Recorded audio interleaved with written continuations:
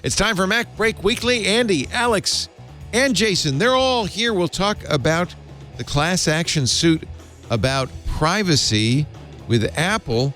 Gizmodo had a very revealing story. Is Apple taking app privacy seriously for its own apps? Were green bubbles designed to look gross? And speaking of gross, it's Steve Jobs Birkenstocks. All that and more coming up next on MacBreak Weekly. Podcasts you love. From people you trust. This is Twit. This is MacBreak Weekly, episode 844, recorded Tuesday, November 15th, 2022, the Oscilloscope of Sauron. This episode of MacBreak Weekly is brought to you by IT Pro TV. Join a community of IT learners who access 5,800 hours plus of IT skills and training courses and interact with each other and subject matter experts to better themselves, their organizations, and their careers. Get 30% off when you sign up at itpro.tv/MacBreak and use the code MacBreak30 at checkout. And by Policy Genius. By making it easy to compare your options from top companies, Policy Genius can help you find the financial safety net your loved ones deserve. Head to policygenius.com/MacBreak to get your free life insurance quotes and see how much you could save. And by Addigy, the only Apple device management platform that combines MDM with live agent capabilities to manage and secure your Apple ecosystem, regardless of your expertise. Visit Addigy.com/twit for a free 14-day trial to see how Addigy helps you manage your Apple devices in real time. Because IT problems can't wait. It's time for MacBreak Weekly, the show where we cover the latest news from Apple. Jason is here, Mr. Snell from sixcolors.com. Hello, Jason. Hello, Leo. Hello. It's good to hear your voice and be on MacBreak Weekly again. Another week is in the can. No, wait, we say that. We'll pretend we haven't been trying to get this to work for half an hour. How about that? Nope, we are fresh and ready to go and fully fresh warmed as a up. daisy. No one is frustrated. No one.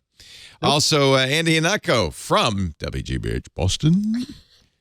Yes, we're just like tens or if not hundreds of thousands of people in 2 weeks' time who bought an Instant Pot on an Amazon sale and are now looking at this thing and saying, how the hell do I make this work? And why did I choose to have this? It's kind of like that. Sure. Sure, it's just like that. Alex Lindsay, Mr. Alex Lindsay from OfficeHours.global. Hello, Alex. Hello. Good to be here. Good to have you all. Big story of the week. Started with Gizmodo. Gizmodo last week quoting some researchers at a company called MISC, not Myth, MISC, M-Y-S-K. They found that the Apple App Store sends Apple exhaustive information about nearly everything a user does in the app, even if you have disabled sharing of device analytics altogether in the privacy setting iPhone Analytics. Furthermore, so does Apple Music, Apple TV, Books, and Stocks. But for some reason, some other Apple apps do not. Now, as a result, on Thursday, a class action was filed in a federal court in California saying they violated the California Invasion of Privacy Act.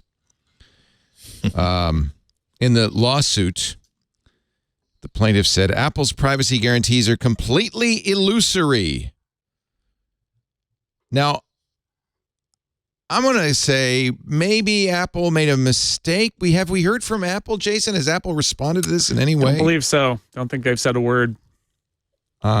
Weird. Health and Wallet did not collect analytics, which you kind of would expect for privacy, which kind of implies to me that Apple did do this on purpose. Apple Music, Apple TV, Books, the iTunes Store, Stocks even. Stocks shared your list. Well, wait a minute. Now, when I read this, I'm thinking, but isn't that part of the functionality? Stocks shares your list of watch stocks, the names of stocks you viewed or searched for, the timestamps of when you did it, as well as a record of any news articles you saw in the app. But since the app is saving all that information to the server so that you can have the same information on your other Apple devices. Maybe that's just part of the functionality. What do you think, Andy? Yeah. That's the difficulty when you paint yourself as a privacy absolutist, when you paint yourself as being the only people who really care about this in this cold-hearted industry. Even when you do something that might be quite, we don't know yet, but it might be quite innocent. It might be just as you say, we are retaining this information so that we can give you a better experience as you keep using the app. But the thing is, you said that you gave us the impression that you're not collecting any information. You're not saving any information. We have to ask, are you creating a profile of us?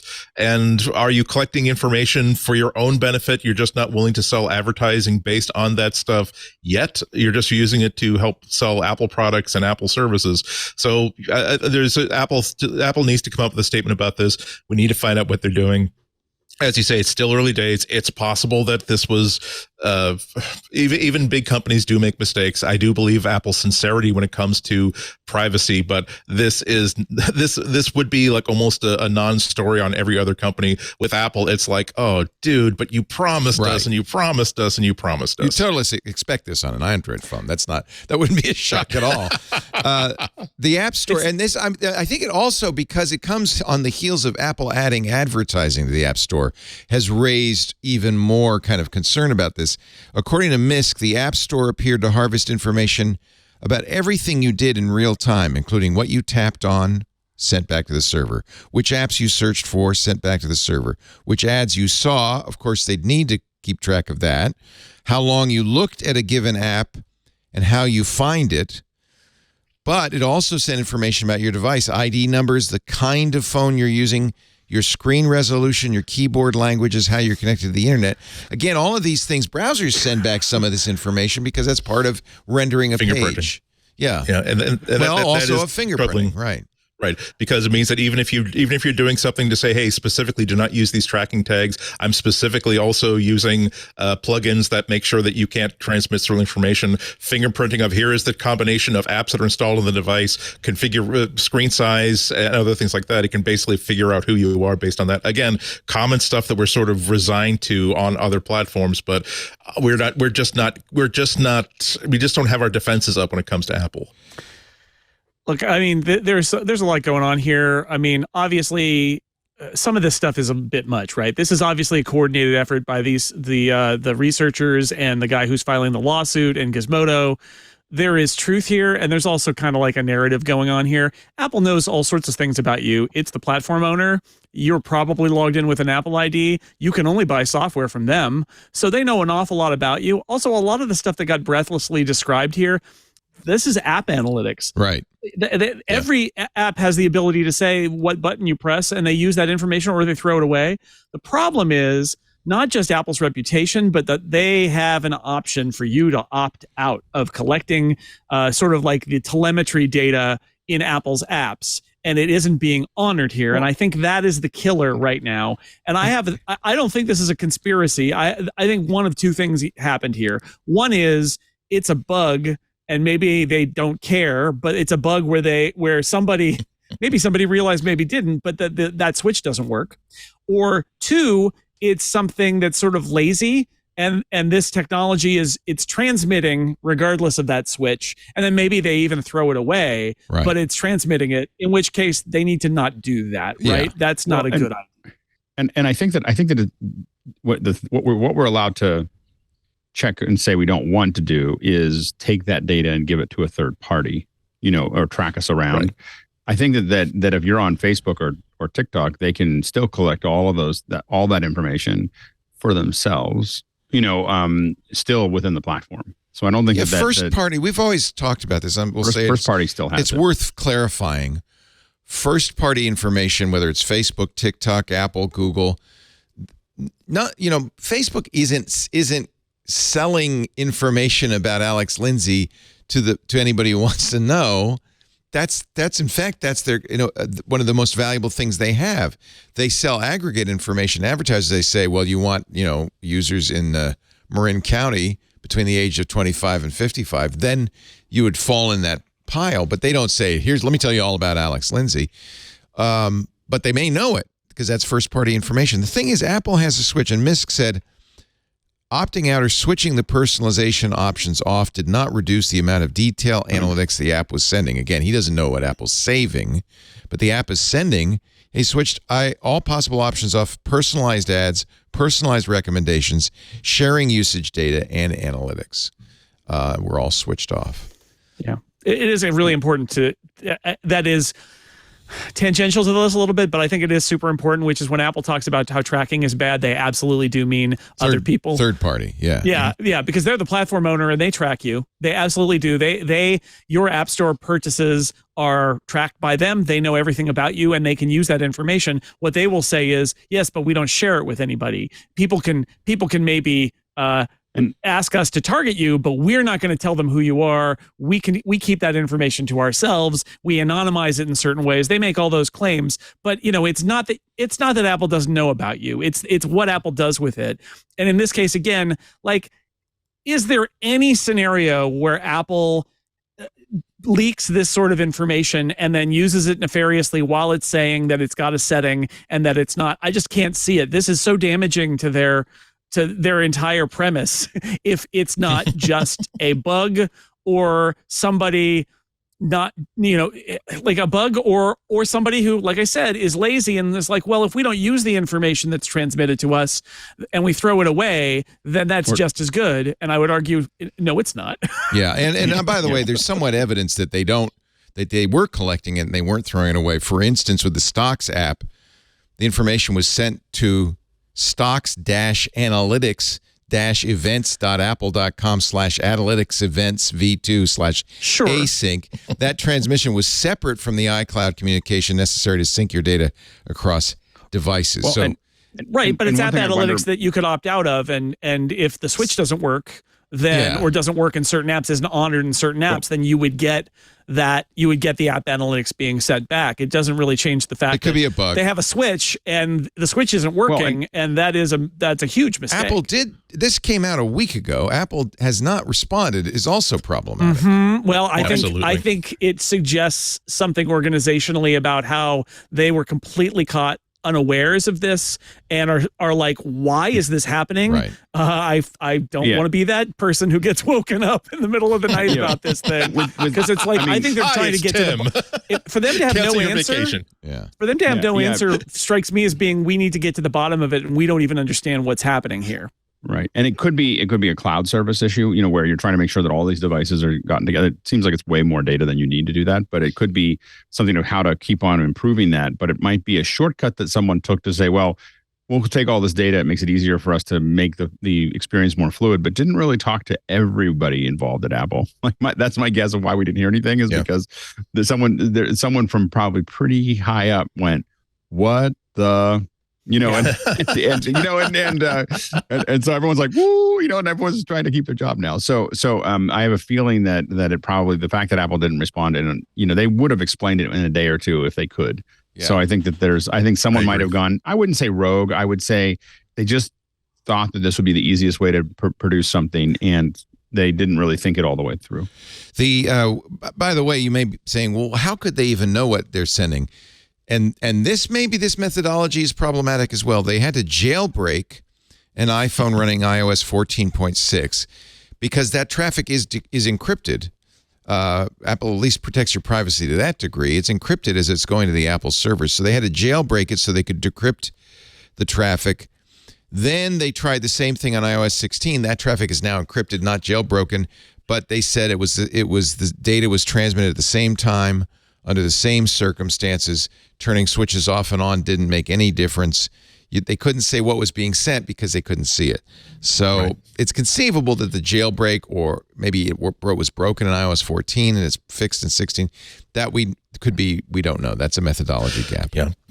But it also points out that this is the problem of lockdown systems, proprietary systems. There needs to be some way for outside parties to audit what's happening on the device. Otherwise, you really just have the maker's word for it, and their PR for it. And we need to have analysts have the ability to take a look at all the unencrypted traffic that comes off the phone. Now, not necessarily voluntarily with help from Apple, but without these tools, we would not find out that, hey, it turns out that Apple is collecting information about a certain an app because it wants to build, again, one possibility, they're trying to build a new VR strategy, and they're trying to figure out how people interact with data on a granular level so they can articulate that in a 3D space in a much better way, but in a way in which the user doesn't know that this data is being collected or disseminated. So this is why, I mean, jailbreaking not only discovers new vulnerabilities in a phone that bad people can exploit, but it also allows some light to be shined into that black box that I think everybody needs to have. Apple, as we've mentioned before, has a unique definition for tracking. In their privacy policy. I did not track that woman. Yeah, exactly. In their privacy policy, they say Apple's advertising platform does not track you, meaning it does not link user or device data collected from our apps with user or device data collected from third parties for targeted advertising or advertising measurement purposes, and does not share user or device data with data brokers. So, yes, no, we track you, but we don't correlate it with data from other third parties, nor do we sell it to third parties. But so their definition of track is not, I mean, they're tracking. And as Jason says, a lot of this is really benign. Using examples with Google, they often do A/B testing without people knowing it. What if we move this Gmail button from here to here? Will people engage with it more thoughtfully and more directly? So a lot of this is actually pro-user, but it really is all about openness with the user to make sure that they know exactly what's happening on this device that they've spent $1,000 for. Should also point out that MISC did the same tests with Google Chrome and Microsoft Edge, and in both cases, when you turn analytics settings off, they're off and no data is sent. Oh, oh dear, that's bad PR. Ouch. So and that kind of thing is why we haven't heard from Apple, because I get the sense what we're going to get from them is one of these, all right, we need to give you full disclosure about what went on here and why it went on and why it was a mistake. Like they can't just say, no, it's a bug that's been there for 2 years that we haven't fixed. They actually, at this point, seems to have reached the level where they're going to need to do the full mea culpa of we didn't intend to do this. Here's why it happened. Here's the subsystem affected. And here's our plan about how we're going to fix it. And that takes more time because, it's gone beyond the very simple, it's nothing. Yeah. and here's the $100 million to the folks that were lucky enough to file this lawsuit, and all of you are going to get 10 cents. Yeah. So, yeah. I mean, look, Google just paid almost $500 million right. in fines to states for privacy violations. And I think we're going to continue to see this. I mean, I think that people have become increasingly sensitive to it, and with the GDPR and with the California laws, I think you're going to see more and more of for a lot of the larger corporations that I work with, no one wants to touch PII. They're just they're just like, whoa, let's not do that, because they just see it as a liability. And I think we're going to see more and more organizations think of people's personal information as a liability as opposed to a resource. It was very similar. Google said that they have a switch, turn off location tracking, and 40 states sued, saying, hey, when you turn off location tracking, it doesn't turn it off. Google settled on Monday for $392 million. So that's also showing you the stakes here. This is a big deal, and that's just for one thing, turning off location data, right? And California has some very strong personal information laws now that it didn't have before. And so that lawsuit being filed in California, that is a knowledgeable person who is going to be able to take advantage of California's laws about this. Whether it goes anywhere, I mean, it's a lawsuit, right? Who knows about that? But I think the bigger issue here is, why is this happening? And if I turn that off, I want it off. And on top of that, I think what we're doing right now, the big picture is you got to educate people. Even no tracking is, no tracking doesn't necessarily mean no tracking. Commitment to no third-party tracking doesn't mean that it's not a commitment to, first-party tracking. Everybody needs to be more aware of that information that's out there. And we're all gradually becoming aware of it. I think so. Yeah. But along with the awareness comes a tetchiness and a willingness to take it to court. The Google situation is almost exactly analogous. It was in 2018. Associated Press reported that Google tracked users even when they opted out. Lawsuits from 40 states. Now here we are 4 years later. Google's paying $392 million. I think Apple's probably in a very similar boat at this point. Yeah, and even if it is true what Alex says, that everyone at best maybe you'll get like an 18-cent credit for the iTunes store on certain select music titles, but nonetheless, A, that is a big check that any company has to write, and B, that puts another black mark on their reputation, and also brings them to the attention of companies like the FTC, which can start saying, guess what? You're going to negotiate with us on a consent decree that you're going to have to prove to us now that when you say what you say about privacy and the efficacy of your products, you can actually deliver on it. And if you violate this consent decree, we can basically put a Facebook hammer on you that you are not going to like one tiny bit. Yeah. Yeah. And I think that I didn't mean to belittle that too. We're all going to get 10 cents. No. I do think understood. Tort laws are very important. They probably have made as much of a difference as regular laws. Tort cases, because they go into a civil area where there's different sets of rules, and it allows people to create pain for something that a real need to change for companies. And so I definitely think it's fine. I think it's fine. I think it serves a very good it serves a very good use. I just wanted to manage everybody's expectations that none of us absolutely retire on it. But I do think that the tort action is really important. And a class action could my be. My father's a tort lawyer. There's some I money know why in that. it's useful. Yeah. But then also this is a class action, but it could be a prelude to an action by the states or the feds or the FTC. Could be. So maybe. But my guess is that my guess is that ultimately this is going to be revealed that there is an API call that apps do, or that switch sets that fell out.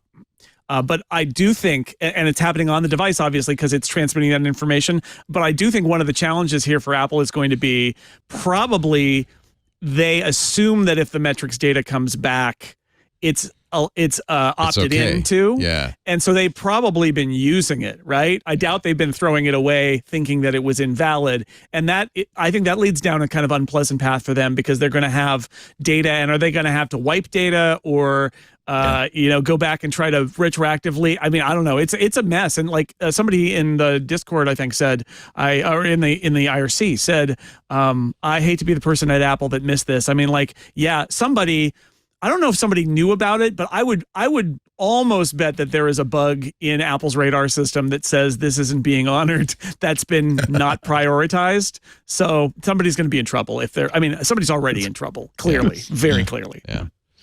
I don't remember. Does Apple have a formal chief compliance officer? I know that many other companies do.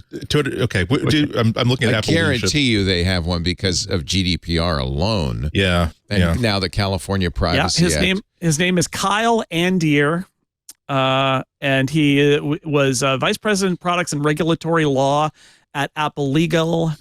So he's in the legal group, and he is a compliance officer. And yeah, you would think, look, any big company like Apple that has this commitment to privacy, they really need to have a team that is basically looking at all of this and investigating it and almost doing forensics on it to make sure that they're staying in compliance, because otherwise there's just going to be drift, right? It's an organization so huge, it's going to drift, and you almost need an adversarial team to make sure that everybody's keeping honest. And nobody looked at this, right? I mean, the fact that you're touching things on the screen with that switch turned off and data's being sent back is a sign, right? It's a good sign, bad sign, but a good sign that something's happening there and nobody was looking.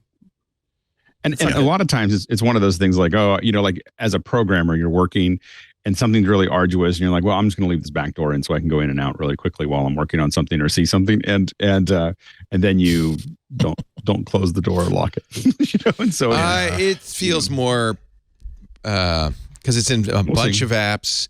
It's sending it to an address that is clearly about tracking. I don't know. Yeah. I think it's going to be pretty hard to say, that was a bug. No, well, it's not going to be. I don't think so, because it's a switch you can turn on or off. Right. It's a switch you can turn on or off. And the problem is that the switch didn't get read by the app, so they just kept sending the data. So it could be just the switch doesn't work. Yeah. But it does point to a failure in process that there is always that group at the end of the assembly line that does a quality check on the product going out to make sure that nothing got missed. Hey, Joe, it looks like something got missed. Why is all this data coming in about these people's phones? I don't understand it. I think the bottom line is who is responsible for that switch and making sure that switch works. Right? Yeah. Somebody should be in charge of all of those privacy switches that Apple cares so much about, and yet this got through. You guys are so generous to Apple. You really are. They have a lot to lose. The benefit of the doubt. I think they've got a lot to lose. I have a hard time imagining that this is all some sort of a scheme where they say they care, but secretly they're harvesting where you're tapping in the Stocks app. Like, I mean, the stakes are so high for them that I have a hard time. Again, maybe we are giving them the benefit of the doubt, and this will all be a scheme, but this feels much more like a screw up than a scheme to me. But I mean, they're gonna undercut their entire thing if it's a scheme. Well, they already have. I mean, you can imagine every Android user going to their iPhone, boasting friends and saying, "See, I told you." Again, that was that building size poster they put up up across from the Google suite at Mobile. What was Mobile World? I think it was Congress, CES. CES. Like, we're the only ones. We're the only who care about privacy and iPhone. That's consistently that's going to be one of the most expensive ad buys Apple has ever made. All right. Well, we'll watch with interest, and as soon as Apple says something, we'll talk about it. It'll be big news. And I doubt it will stop the class action. I'm very curious if I'm sure the FTC is at this point going, let's see what Apple says. The great thing is about class action is basically about millions of dollars worth of discovery that the government does not have to pay for, but they get to right click and download that PDF and then decide on their next step. Yep. Really simplifies things, doesn't it? Let's take a little break. We got more to talk about. Not a lot more, but there's a little bit more. We'll find something. It's that slow period in between product releases, but there are some stories, and we'll get to those in just a bit with Jason Snell, Andy Ihnatko, Alex Lindsay. Our show today brought to you by IT Pro TV.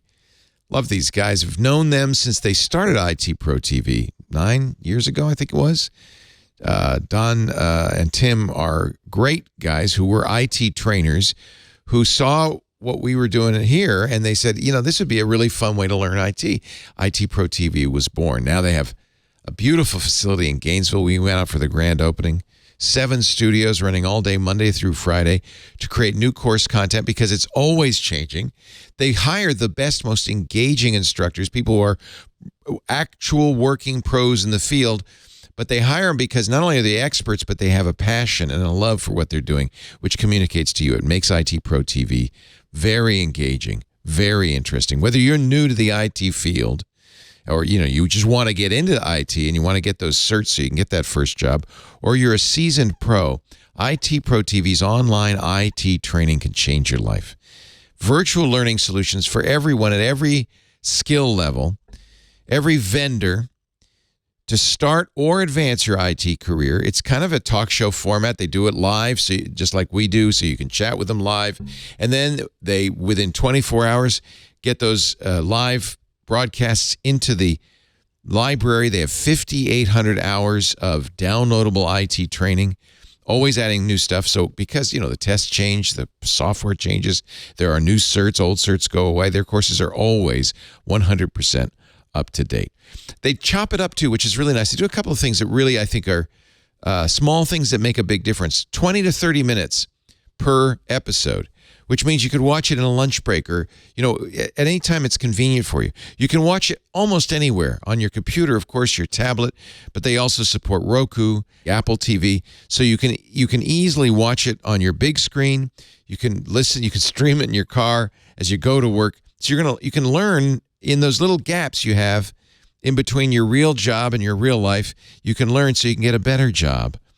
It's hands-on learning, too. They have hosted virtual labs. All you need is a browser, and you can set up a Windows server, set up Windows clients.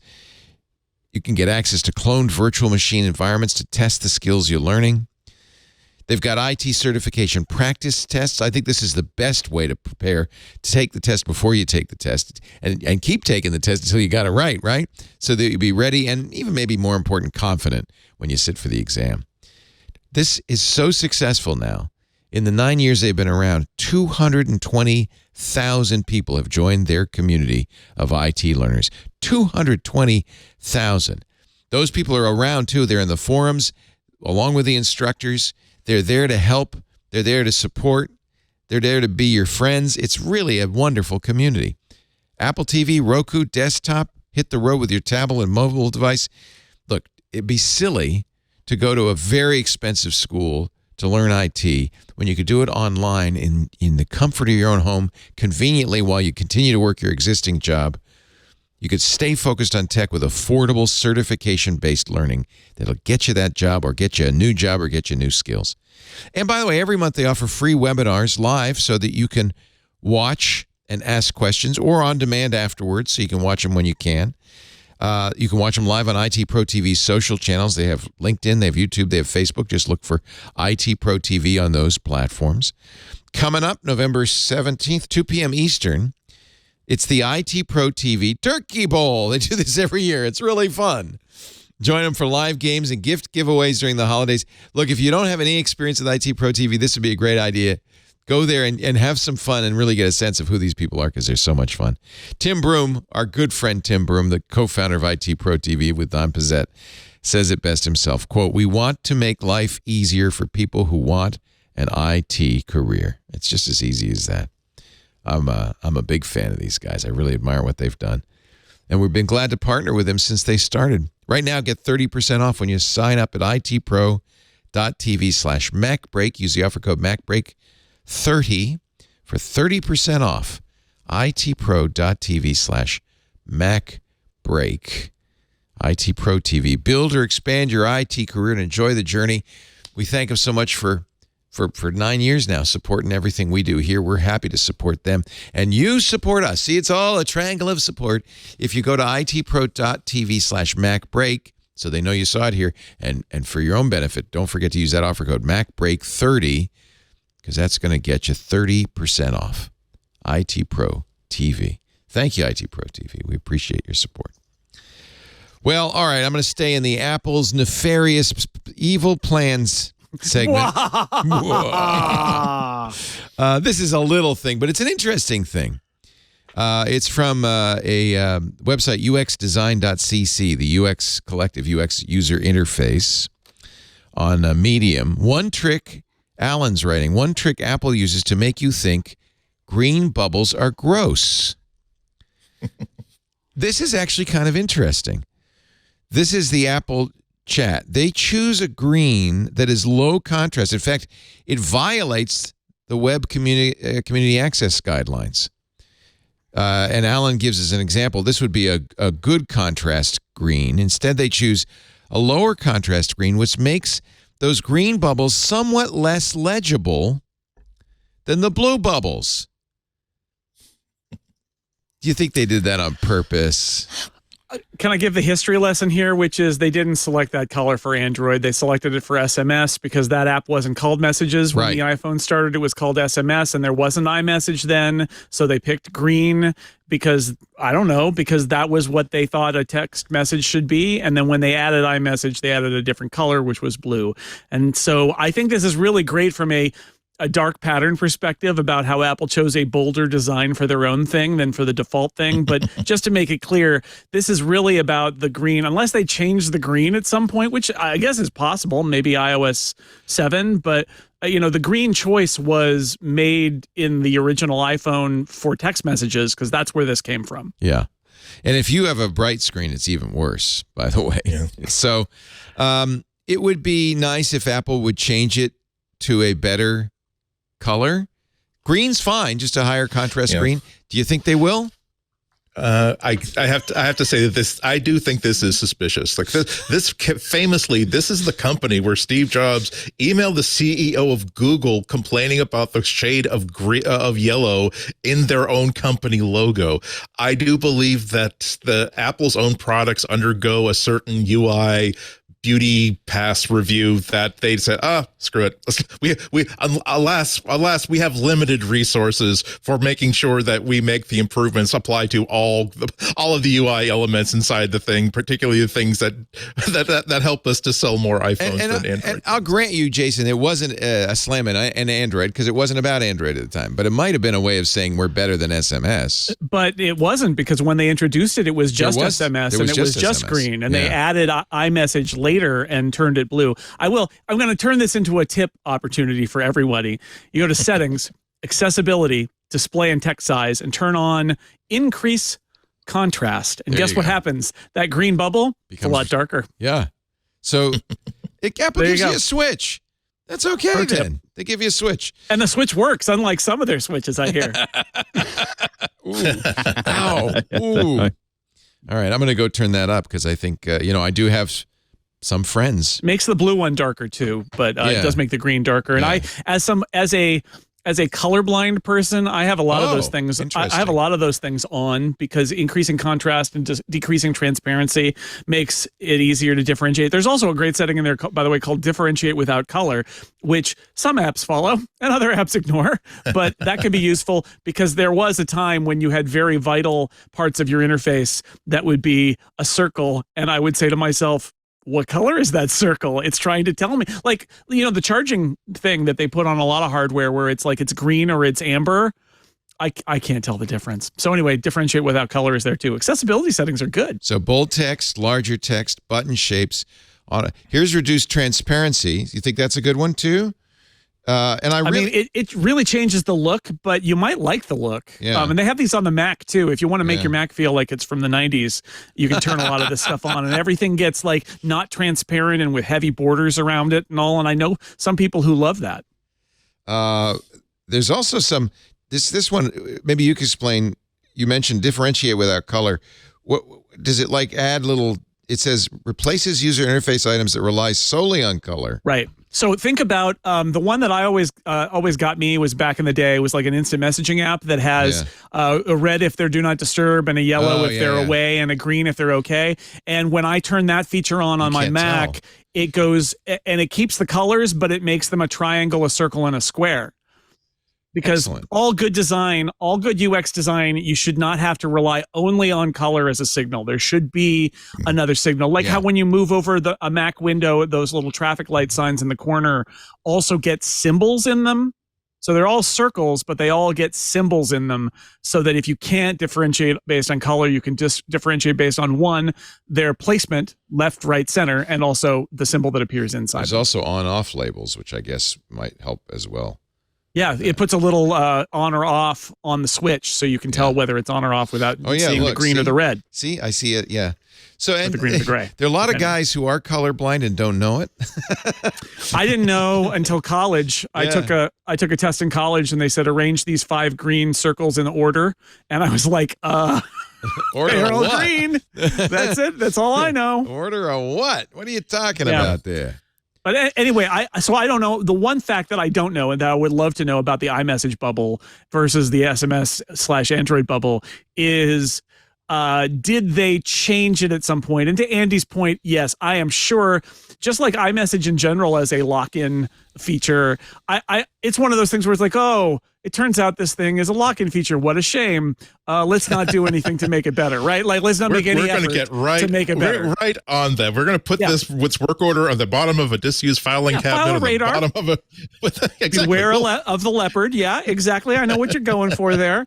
And we'll file a radar. We'll prioritize it appropriately, and we'll see you back here in 2053. I got to believe, though, that Apple tests accessibility of their colors, and this color fails the WCAG tests that are out there. It's and I would expect that they're doing that with all this stuff. Maybe not, but I would expect them to do this test. So do you think Do you think they go so deep as to test to make sure that SMS green bubbles have the same?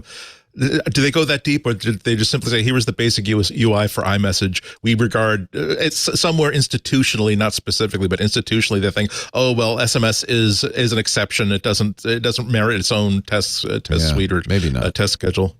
I should point out, by the way, according to this UX design blog, the blue that they chose also fails with the normal text size. So maybe they need to rethink their color choices. Or we should all turn on that contrast filter. Turn on the contrast feature, yeah. And actually, the great shame, as much as I like accessibility features, they do provide an out, right? Like, they can say, oh, well, we made this thing inaccessible, but if you want it to be accessible, we can always turn it on for those of you. That's an excuse, but maybe you should make the default design better. Yeah. We make the SMS bubbles very light gray on a white background, just to save wear and tear on the pixels, you see, because it's such a popular standard. It's OLED. Yeah. Our customers love the color of our SMS bubbles. Only Apple could make a bubble this gray. Only Apple.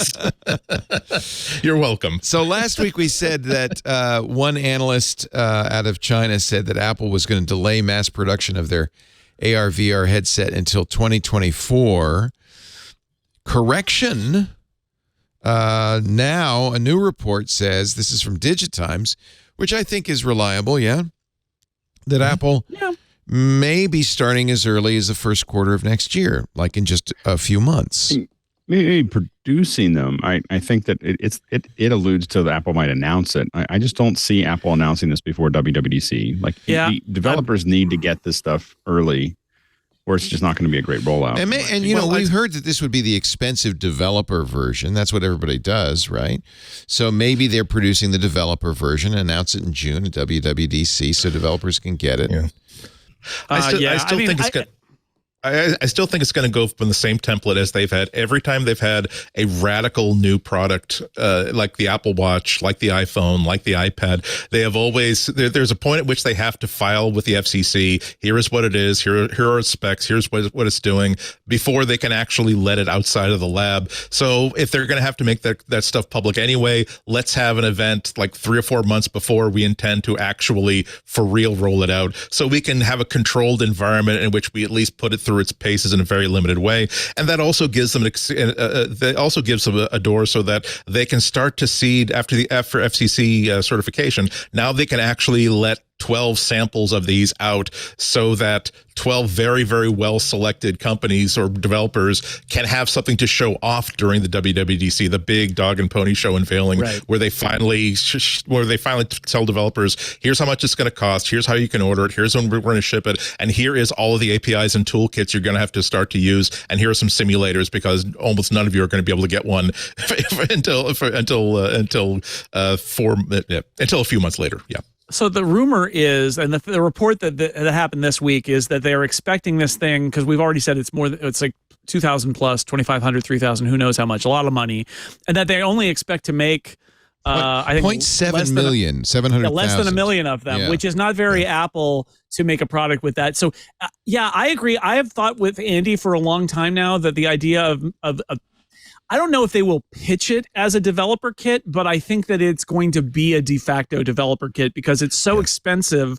And I think that the only way they're going to be able to explain that price is to say, look, it's early days. This is a first step. We've got a whole vision, but we have to start with this one, and we're going to get the developers really engaged in it. And then just wait, we're going to have more down the road, because otherwise they really are going to have to set the bar pretty low if they don't think that they're going to sell more than 1 million. I do wonder sometimes, though, if in the end it will be a developer kit in all but name, right? Because then they pre-announce it in March or something, and then they ship it to developers at WWDC and try to extol the virtues. But even there, they got to make a case, right? If they're only going to sell 700,000 of them, why would you develop for it as a platform? So they've got to have a vision for like what the future of this platform is going to be. Because, if you're a developer, why would you put all the time and effort in to reach an addressable market of 700,000, right? It doesn't make sense. Yeah, I think you're absolutely right. And it is, the more I think about the comparisons between this and the iPad, the more similarities I see, where even there they had Steve Jobs on the stage was essentially dodging around the fact that, hey, we know that this looks like a tablet, which you've seen before, but please don't judge this like a Windows tablet. It really is its own thing. And also, we are giving you a bunch of sample apps that look like they make total sense for a device like this, but we are desperately hoping that developers and users will tell us what this thing is for. I mean, they're not as speculative and crazy as other companies would be, but I think that there is going to have to be a period in which we think that you can't figure out a use for this until you have this thing. Here, 700,000 of you. Here is that thing. Now, because you are the most creative and crazy developer community on the planet, I believe, I think that you're going to find compelling things so that when we finally do manufacture $1,000 consumer version of these in millions of units, you will have apps and experiences that people are going to want to buy into. Well, and also I think that number one is I bet you Apple has a pretty clear idea of what they think that this is for, for this product specifically. Well, what do you think? And because there's two choices right now, right? There's gaming and there's productivity. And Apple really doesn't have VR gaming. I just bought that ridiculous $1,500 Oculus Pro. And when they announced it, they had Satya Nadella come on from Microsoft. They talk about you're going to use it in Office. They're really kind of slanting it more toward a productivity tool. What do you think Apple's going to do, Alex? I think that there is a I think initially there's a real possibility of how do you integrate the other pieces of hardware that you have. So whether it's your Apple TV. So, one of the things that I think is interesting is if you had MLS, let's just say you had all the broadcasting rights to MLS. You would be super useful if you wanted to create moments. So rather than having it be something that is that you put on, and maybe you put it on and watch the whole game, but maybe you put it on because there's a moment that you might want to see that you're reminded of when you watch the show, or when you're reminded of that when you're watching a presentation. Hey, you could pop this up and put the goggles on and you'll get to experience something. So we're talking about the Civil War. We're talking about Gettysburg. We're talking about Pickett's Charge. Why don't you go there? Put this on right now. So education, you think? And education, so like, for instance, a good example is a friend of mine, someone in office hours, they built some USDZ models and they gave them to the sales folks. And then the sales folks wanted the USDZ models of everything because they had them on their iPad and they were able to show them to a client with these are valves and stuff like that. But this valve it looks like it's real. It looks like it's sitting on, and they can move around it and ask questions. And that kind of thing, that's sales, that is experiences added to the Apple TV experience. It is education. It is, there's a bunch of places there that I think are pretty interesting models. And I think that, if, with the given how much Apple has already put into it, I think that you're going to probably find that they've probably been working on it for a little while, like as far as partners go. And then I think the other thing is that while there may only be 1 million units, it's 1 million people that are pretty free with cash because they just spent $3,000 on something and are desperately trying to test it. Well, I mean, we see this all the time. When something new comes out, a whole bunch of people get it. I know when I first got Oculus, I was just like, buy. But that first couple weeks, I'm trying to figure it out, especially if you're a developer. I want to see what everybody else is doing. I'm probably a little less sensitive to cash than the average consumer because it's part of my research. I'm going to write it off anyway. Yeah. And so I'm going to, I want to see what other people are doing with that. And so I do think that there'll be an awful lot of people running to get in there. And also the advantage for the developers is they're going to be the first movers. And so they're going to get to see how it works, respond, and so on and so forth. And these things are going to sell out. Like Apple will sell as many of these headsets as they can make.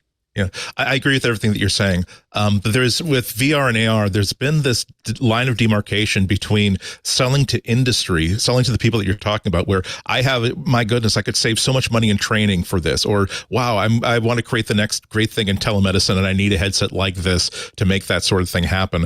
But the line that I'm more interested in is that Apple is, they've got hundreds of stores and malls.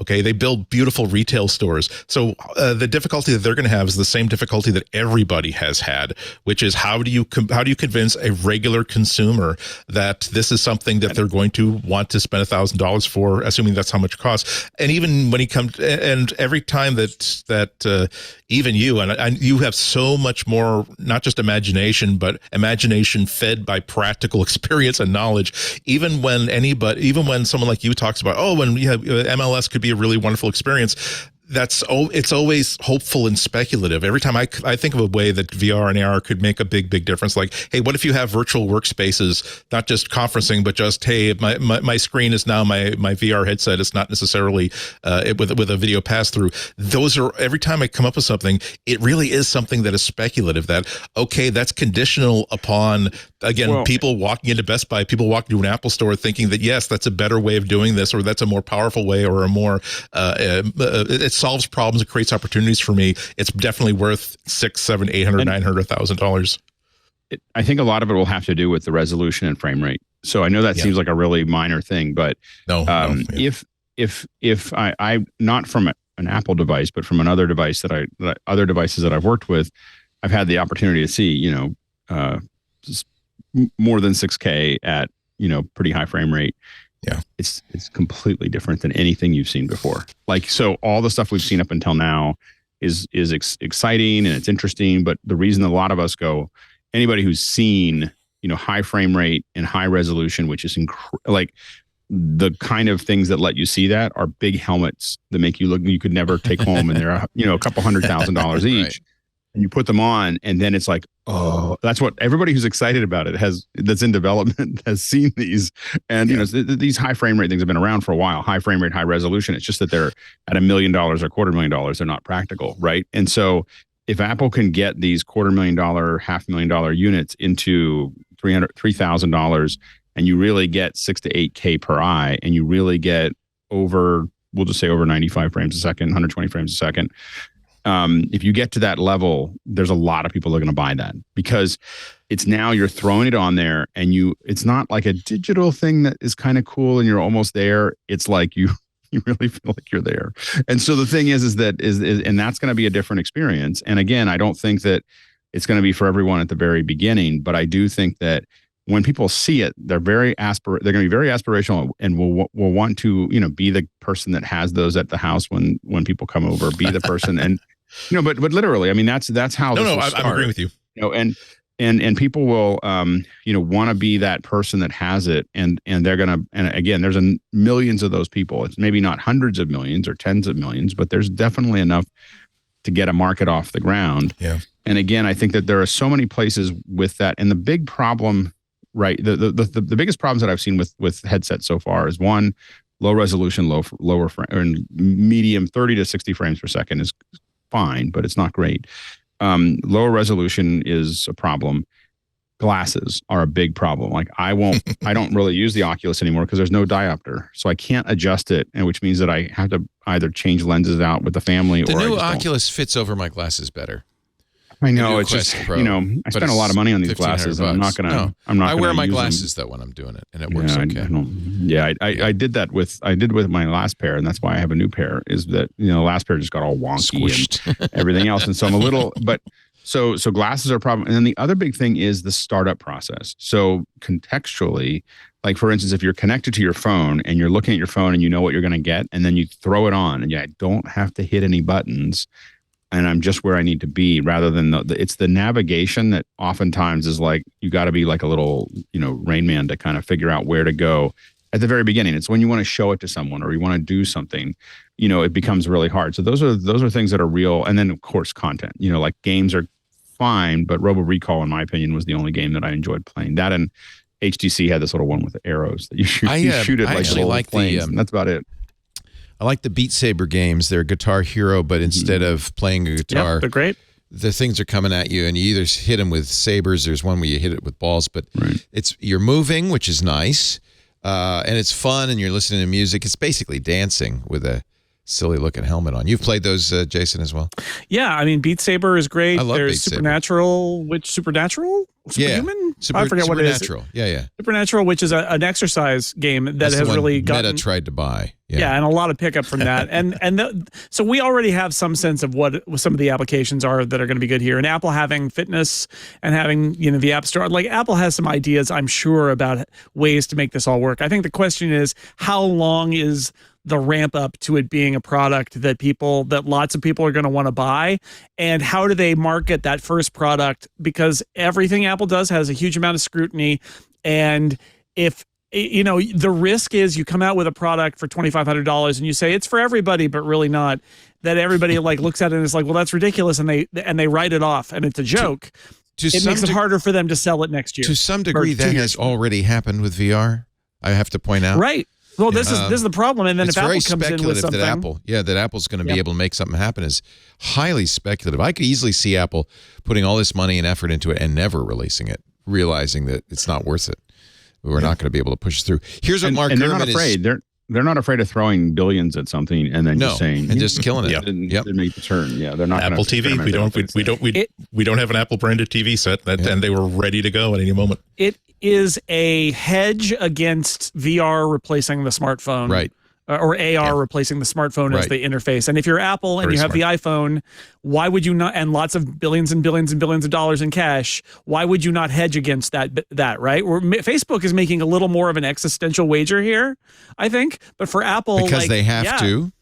If they have to, their business is failing, so it's in decline, right? But if you're Apple, you're looking at what is a threat to undercut or replace my iPhone business? Exactly. And if AR glasses it turns out in 15 years even to be the smartphone replacement, why would you not spend your 50-60 billion in cash right now to be there? We're doing the work. Yeah. No guarantee it's going to release. Let me tell you what Mark Gurman's speculation is, because he had a really long piece about this. First of all, what we already know, according to Gurman, and I think others, the headset, $2,000 to $3,000, because it's a high-end product that will pack in a Mac-level M2 chip, more than 10 cameras outside and inside, the highest resolution displays ever featured in a mass-market device. The new operating system is called Reality OS. They already have trademarked that. It will include mixed reality versions of core Apple apps like Messages, FaceTime, and Maps. The first version of the operating system, code-named Oak, is now wrapping up internally, so it's ready for new hardware next year. He says because of the trademark filings, believes Reality Pro and Reality One are the possible names for this. And now he says, thanks to Apple job listings posted over the last several months and changes to the team behind the future headset, the technology development group, indicate that Apple's ramping up its work to bolster the device with content. They're looking, for instance, for a software producer with experience in visual effects and game asset pipelines who can create digital content for augmented and virtual reality environments. The listings also apply, again, this is all Mark Gurman from Bloomberg and his Power On newsletter. The listings also imply that Apple's looking to build a video service for the headset featuring 3D content that can be played in virtual reality. Yep. That's makes kind of sense. And by the way, the one place that all that 3D content that we gave up on really works is a headset. Wow, does it work? Yeah. If you get the convergence and the interaxial or interocular or interaxial distance right, if you don't get it right, it hurts. But if you do get it right, the headset just looks amazing if you shot it well. So it's exciting. I was going to say, a lot of us roll our eyes at 3D movies, right? Because it was the next big thing, and then they turned out not to be the next big thing. But you got to put on the stupid glasses, and it takes half the brightness out of it because you've got to project the interleaved images. Let me tell you, even on the Quest 2, 3D movies look pretty good, even with that incredibly low resolution. If you can imagine an 8K resolution headset and immersive audio and a 3D movie or sports show or whatever, it's already very close at the most low level of the Quest 2 to being a better experience than watching a 3D movie in a theater, because the 3D movie in the theater has so many limitations, whereas this is just putting two images in front of your eyes and it's just native 3D. There's a lot they can do, even leaving aside VR or having you sit in some seats at a sporting event and being able to watch it like you're sitting there. There's lots of stuff they can experiment with and they already have a movie and TV store, right? And a streaming service, and all the pieces are there for that. Yeah, the next VR stuff has been pretty good. I mean, they had a pretty good stack of patents. And, you know, one of the things that Next VR did was figure out that you just need two 180 lenses. You don't need to look around all the time where you have stitching That's issues. the company and all they kinds just of other bought. things. A while ago, a couple of years ago. Not just. BC before COVID. So anyway,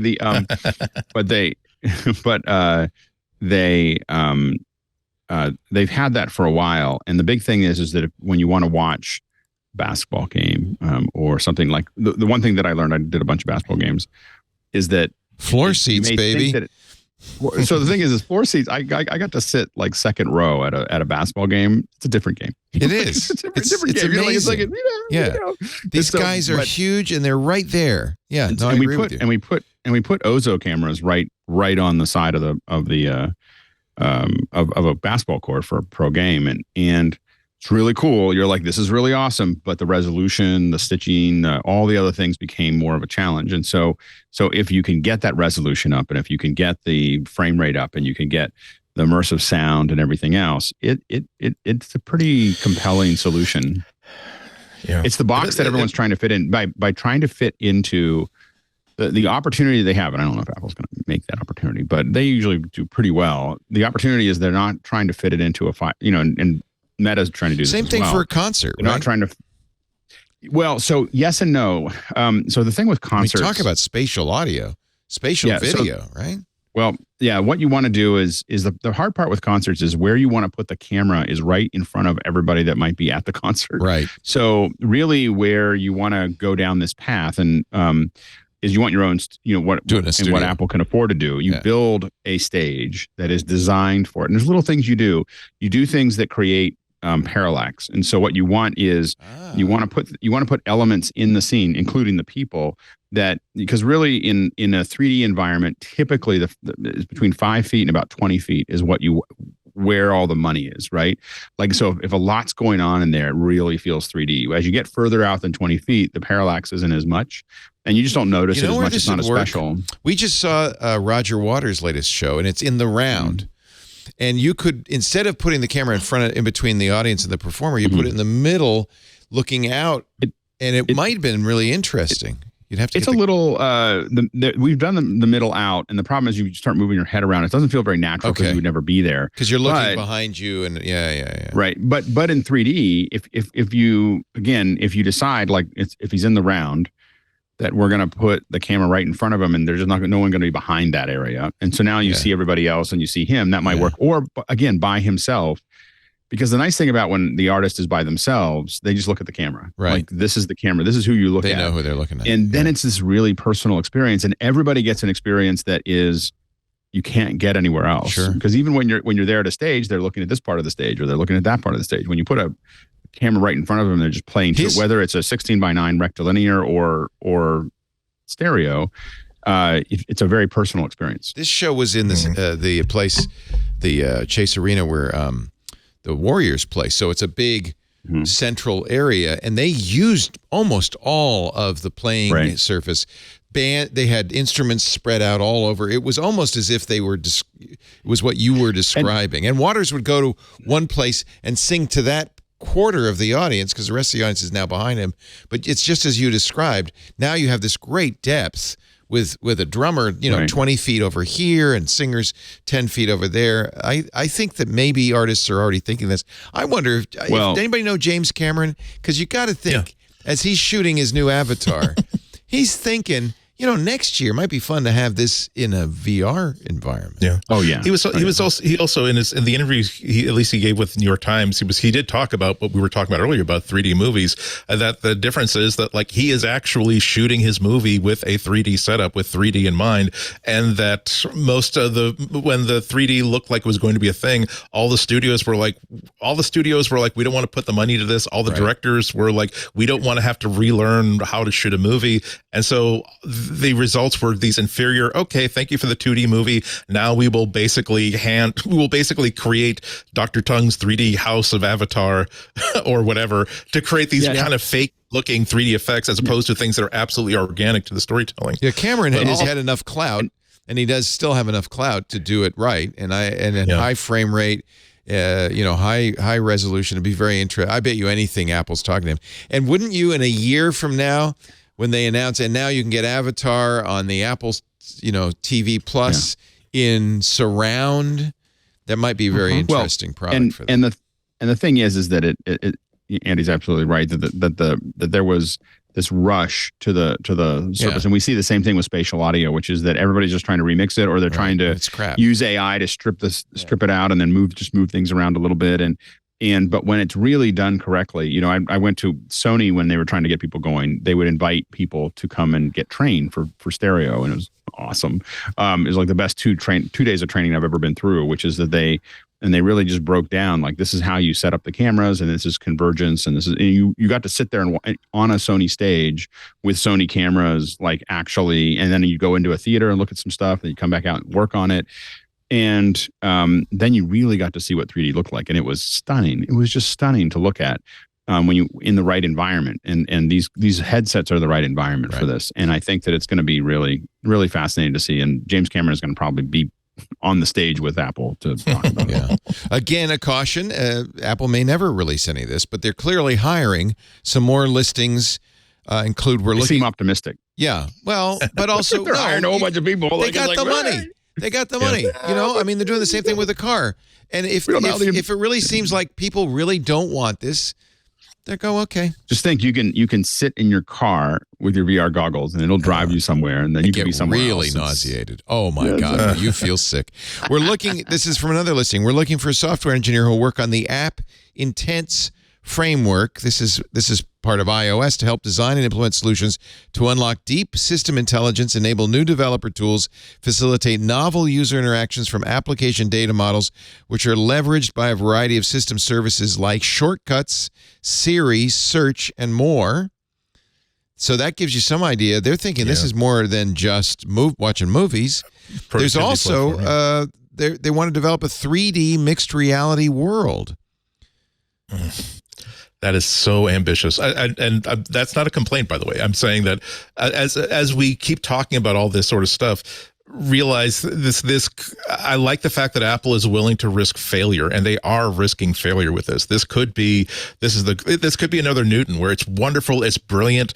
People like me who are sometimes trick themselves into thinking that 17 months from now is actually now in human terms, think that, wow, this is the leading edge of what everything should be in the next 2 years. But then the actual human beings take a look at this and think that I had the most mind-blowing demo of this thing at the Apple Store. I can't wait to go back to the Apple Store and try it again.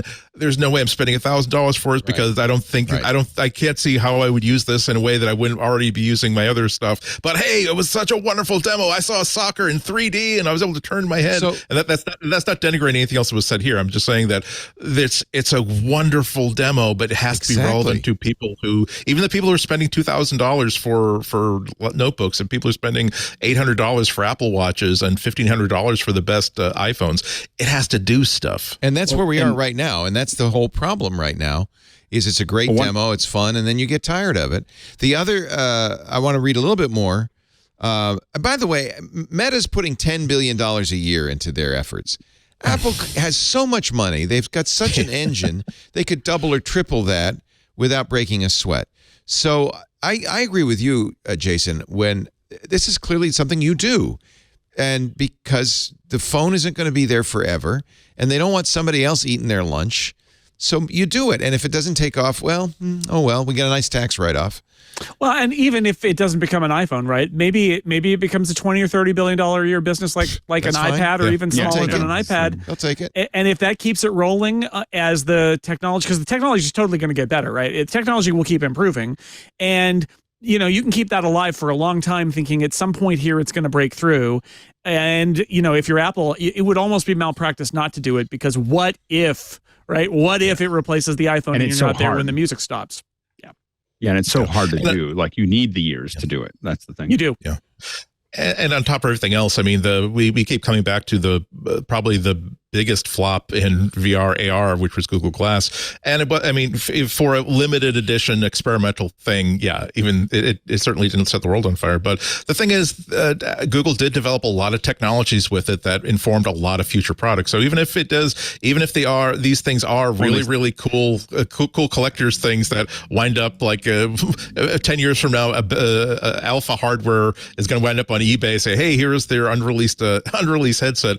They will probably have had the fact that they now have all these resources for building software experiences for their developers. They can develop Apple software that will work with future VR, AR headsets that maybe Apple doesn't make, or all the stuff that they can roll into their own hardware and software for doing some of the cool things that Alex keeps talking about, like, again, capturing things from the real world and integrating real world into virtual worlds. It's going to pay off, and Apple can afford it. The last thing I'll say is that we make fun of the $6,000 Star Wars Superliner experience at Disney. There are people who can afford it. It doesn't have to be awesome. If those people like it, that's going to be fine too. All right, let's take a little break. There's still much more to talk about. Andy Ihnatko, WGBH Boston and Points North, also Ihnatko.com. They keep begging me to ask you about the website. I know.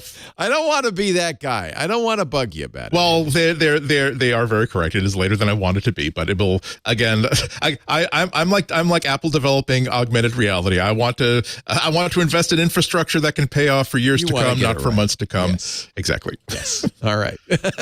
I asked him, okay? I asked him. Alex Lindsay, officehours.global.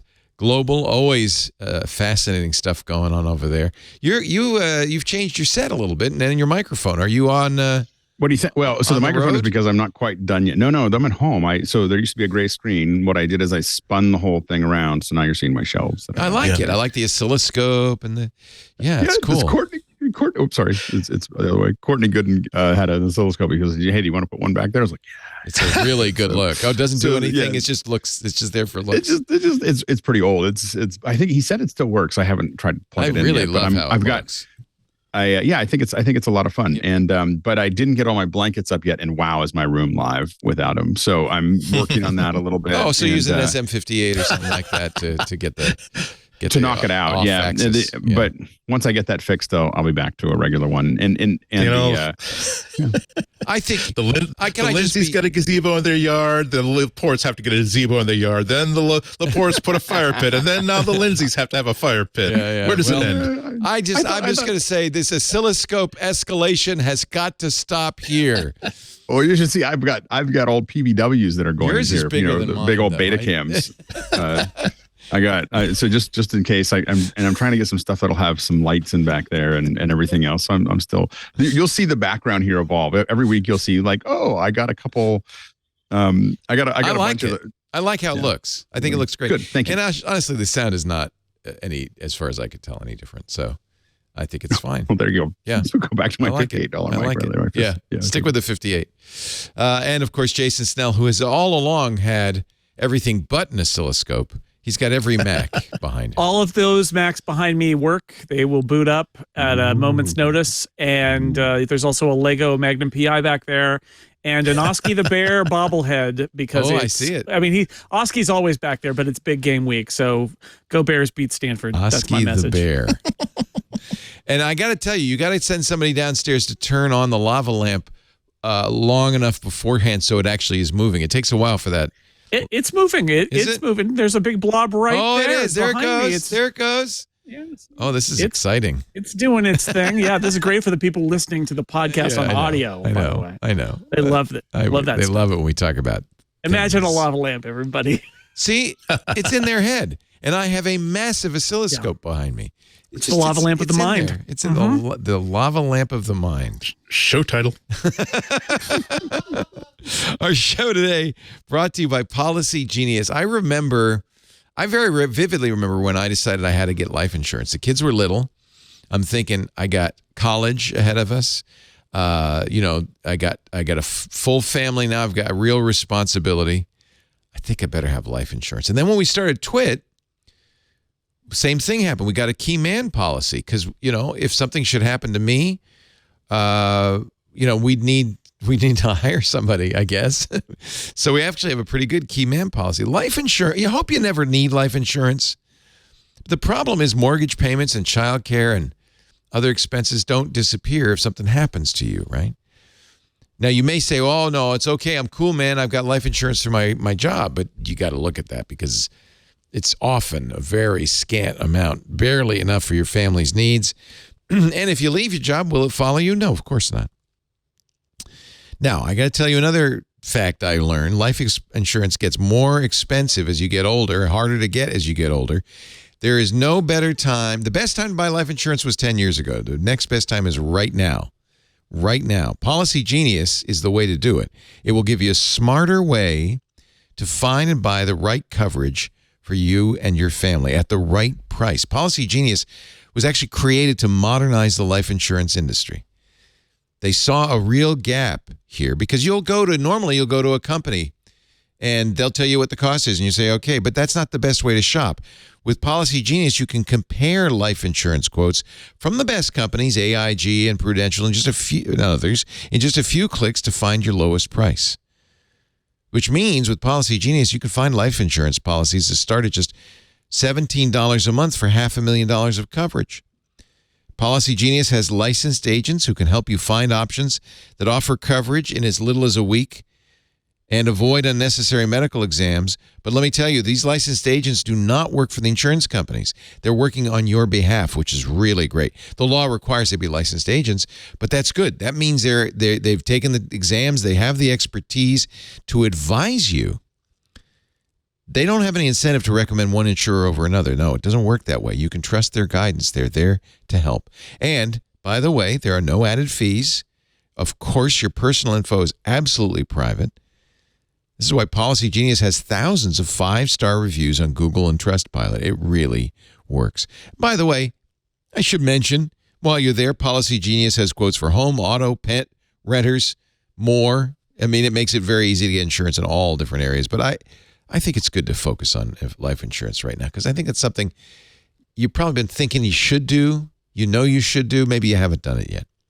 And your loved ones deserve a financial safety net. You deserve a smarter way to find and buy it. Head to policygenius.com/MacBreak. Or if you go to the MacBreak website, twit.tv/MBW, there's a link right there on the show page. Click that. You'll get your free life insurance quotes, and you can see how much you could save. Policy Genius. That's policygenius.com/MacBreak. We thank them for their support of MacBreak Weekly, and you support us when you go to policygenius.com/MacBreak. I'm feeling a little, John, I feel like my oscilloscope just isn't as nice as Alex's. It's probably, is it a working? Where do we get it? Yeah, you got a good one, Alex. That looks like you could, like the eye of Mordor. Like you could see. It's like a Palantir. You could see what's Sauron's oscilloscope. Yes, the oscilloscope of Sauron. Have you ever played with those? There are people who create like actual like audio music files that when put through an oscilloscope as a vector scope actually do like animation, like really like like incredible wireframe, and it's just music. It's just the sound, and it doesn't sound like static. It's like boom. It's like electronica music. I'll see if I can put a link in the show notes. Actually, I think early video games, Asteroids was a vector graphics. I bet you, and I know Space Wars basically was on an oscilloscope. That's basically what they were doing, was creating an electric pattern to make the game, right? They're vector graphics. So by the way, Sauron's oscilloscope, bad vibes only. Bad vibes only. If it's music, it's bad music. Did you find it, Andy? Put it in the. Yeah, I'm pasting it at the bottom. Okay, good. It's you'll have to skip forward. I'll give you a timestamp. This is Techmoan's video about it. Neat. Neat. Oh, I see. And you can actually, if you don't have an oscilloscope, you can just play them like with an oscilloscope simulator. That's cool. Techmoan. What timestamp should I? I'm gonna look for it. It'll be near the end. The first half is him like buying a used oscilloscope that will actually work. Oh, I got it. Here we go. Oh, this is cool.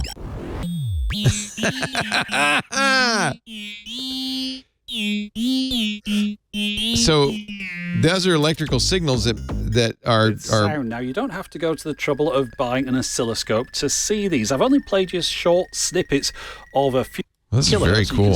Oh, look. break See, there you go. that's Vector graphics. Here, I'll turn off the sound. Yeah, that's basically Battlezone right there. Yeah. Battlezone was vector graphics. Asteroids was vector graphics.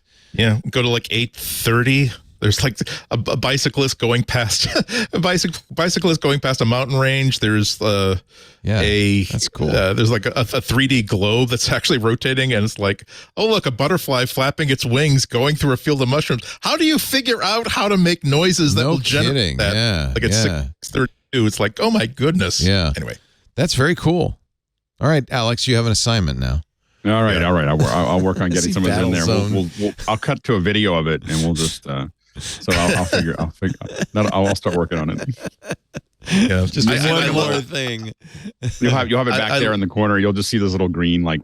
It'll be awesome. This is why I love and I hate Tecmo's channel, because they'll do a video like this, and suddenly I've added like Tektronix 760A vector scope to my eBay like search listings. Yeah, exactly. New iOS beta scratches the itch some have experienced over the always-on display. iOS 16.2 beta includes toggles that let you hide the wallpaper and notifications. Have you played with this, Jason? This is a report from Mac Rumors and 9 to 5. You know, I haven't played with that yet. Although so the idea here is that some people said they'd like their always-on screen to be a little more like low key, that they don't like having all that extra stuff like the images and all that, and they want it to be a much sort of like more staid thing. So it sounds like Apple is working on ways to let you tweak that a little bit. Yeah, Nilay Patel in his review of the iPhone said, I'd prefer a Pixel style black and white clock. Yeah. I don't have my Pixel with me, but it is a much more subdued. I actually really like the Apple always on. In fact, once you showed me how I could do a slideshow so that every time I tap it, I have a different picture of my wife. Yeah, isn't it great? I love that. But I think this is exactly what these early dot releases of iOS are for, which is Apple introduces a big new feature. And then, I mean, they get the feedback, but they've also probably got a list of like things they could do next. And some of that feedback comes in and they're like, all right, maybe we prioritize that because, you know, we had people on our team also arguing that they like the more subdued. And I think it's just a personal preference thing. I love having those pictures there, but I totally get why you might be like uncomfortable and would prefer it to be as low key as possible.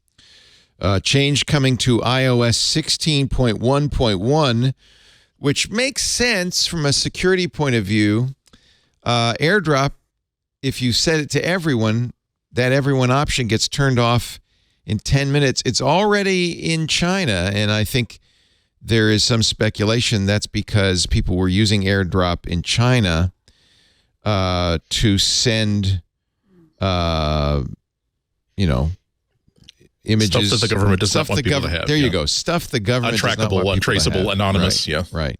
The everyone option means anyone who is in range of your iPhone can send you something. And for security reasons, it's probably a good idea to have it turn off. But the change that Apple's making cannot be disabled in China. It's in 16.1.1 and 16.2 Beta 2. And if you have an iPhone purchased in mainland China, you cannot disable that. It will turn itself off after 10 minutes. Probably, is it reasonable to speculate this is something the Chinese government asked Apple to do? They've done other things like this. You can't see the Chinese flag emoji on iPhones sold in China. I can't imagine that they would have thought this as a security and privacy enhancement for iPhone users without either A, rolling that out worldwide, or B, just making it an option. And it actually is an interesting option. It would be a nice option if you could simply say, by the way, by default, we don't think that it's a good idea to have accept AirDrop from everybody I think on all the time. Yeah. So unless you flip the switch, it will automatically time out after 10 minutes. Yeah. But I don't think that they decided this would be just a random good place to test out this feature. Yeah.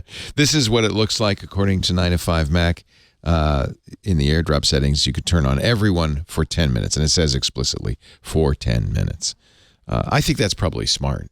Honestly, I don't think that's and also no matter how this originated, if I were a citizen of a government like China, I might be concerned about, there is something that is on my phone right now that I didn't ask for that could be a very, very big trouble if I'm crossing a border and it's discovered that this is in my camera roll or this was transmitted to me. How did I would be very nervous about that. So yeah, there's a lot to unpack here, but it's not, I wouldn't think that it's a bad thing to have on a phone just in general. Today, Apple enables that Satellite Emergency SOS feature. Good piece on a website called DC Rainmaker, talking about how it works. And of course, the only way that you can test it is because you're going to call emergency services is to somehow work with Apple. We were speculating about that when they announced it, and in fact, that's exactly what happened here. The test was coordinated with Apple. DC Rainmaker says specifically they knew not to send rescuers to my location, but everything else is as is, leveraging the real satellite system for communications. So the first thing you have to do is dial 911. He says the reason is because dialing 911 on an iPhone actually does some interesting stuff in the background. Unlike a normal call to your friends, it elevates the phone to go beyond your carrier's cell towers. Right.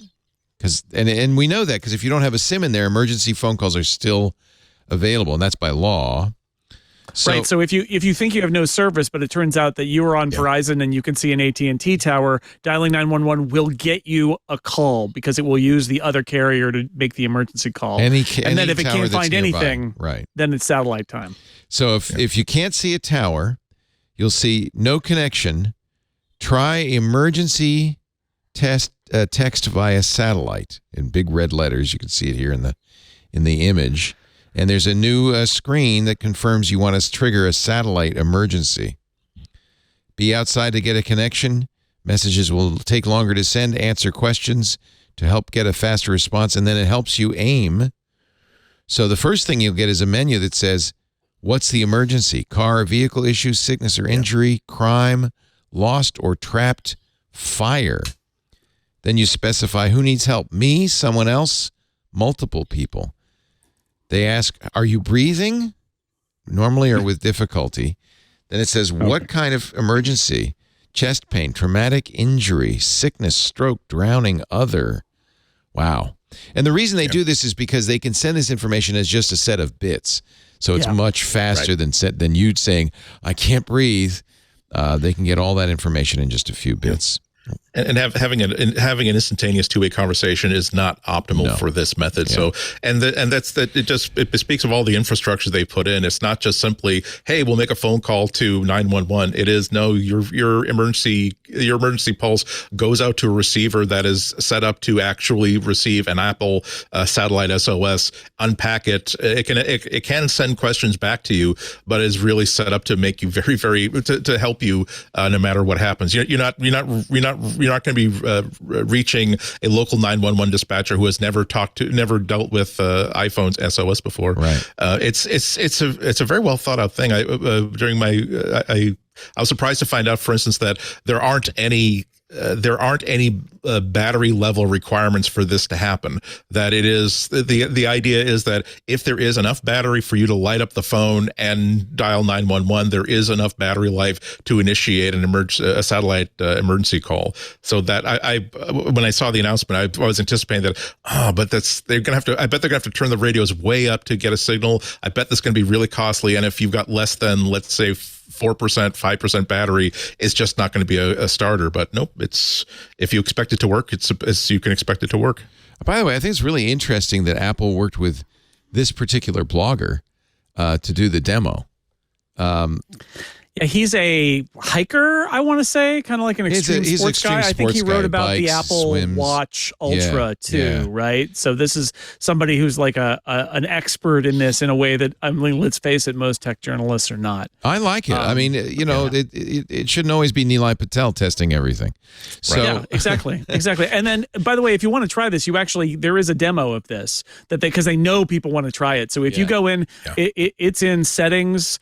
Emergency SOS and you scroll down and there's a try demo option that will actually let you say, yes, I'm seeing the satellite and I would send a message. And so you can feel like it actually works. And I tried it without actually calling for help. Yeah. That's smart. Also, if you want to, you can do Find My. And if you're somewhere where you're not getting a signal, you can send your location via Find My. And that's also allowed via That's satellite. probably worth everybody spending some time actually in that emergency SOS section of the iPhone, because Lisa told me, oh look, I can put my contact info. She shouldn't show that, but I could put my contact information in there in my phone, so it'll work in the lock screen. I said, yeah, that's been forever, but she didn't know about it, so it's good. This is an opportune moment to do that. Let's do the try demo here, and it'll show you about satellite connection. Walks you through this whole process I was just describing. But what it doesn't do is what DC Rainmaker finally did, which was he got to the satellite pointing screen. He says you don't need to wave your, show my screen if you would. You don't need to wave your phone above your head or anything else. Just keep your phone flat like you'd be scrolling Instagram. You rotate your body or phone until it shows green. He says it took about 20 seconds. He's out in the woods somewhere.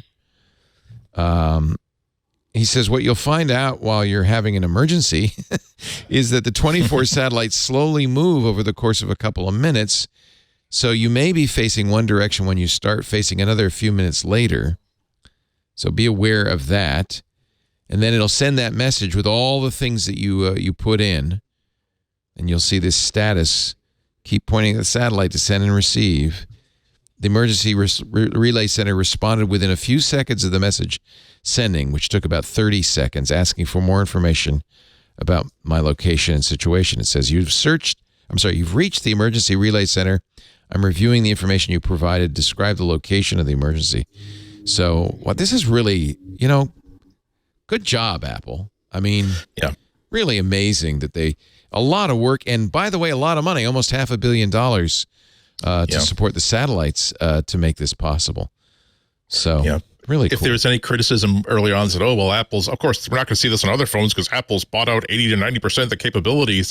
Well, no, they haven't unfairly given themselves monopoly. They have put the money in to make this thing exist. So yes, this is arguably their feature. I hope we start to see this in other phones. But yeah, Apple is definitely, this is not something that is necessarily going to sell more. This is not going to be the sort of thing that gets people to rush out and buy a new iPhone, but it's something that absolutely is on brand for what they think the iPhone should be able to do. And this is such a significant investment of not just money, but time, intellectual resources, everything to make this work. And boy, if we thought that Apple was showing harrowing videos about, I lost my left arm, then my right arm. Fortunately, I could activate my Apple Watch with my nose. And we're going to see some harrowing videos at the next WWDC or the next event for sure. And as DC Rainmaker points out, there are other devices. Anybody who does extreme hiking or wilderness hiking, there's a Garmin InReach, there's a spot tracker, which is designed to do this and probably will do a better job. He says, for sure. Apple says the main limitation here is the antenna to satellite connection is not as strong as dedicated satellite devices. So trees will impact it more. The heavier the foliage, the slower the service. Same for mountains, even hills. If you're a wilderness adventurer, you should probably buy a dedicated device. And I know a lot of people do that. And you pay for the device and there's a subscription. And sometimes you can turn it on for the season and then turn it back off again. This is really for people who are just regular people with an iPhone who end up in they're driving over a mountain pass or something and they get in a car accident or they get lost when they're hiking, but it's just they're not extreme adventurers and they end up in a bad situation and you've got your iPhone with you, right? Because why wouldn't you? And those are the people that this is going to save.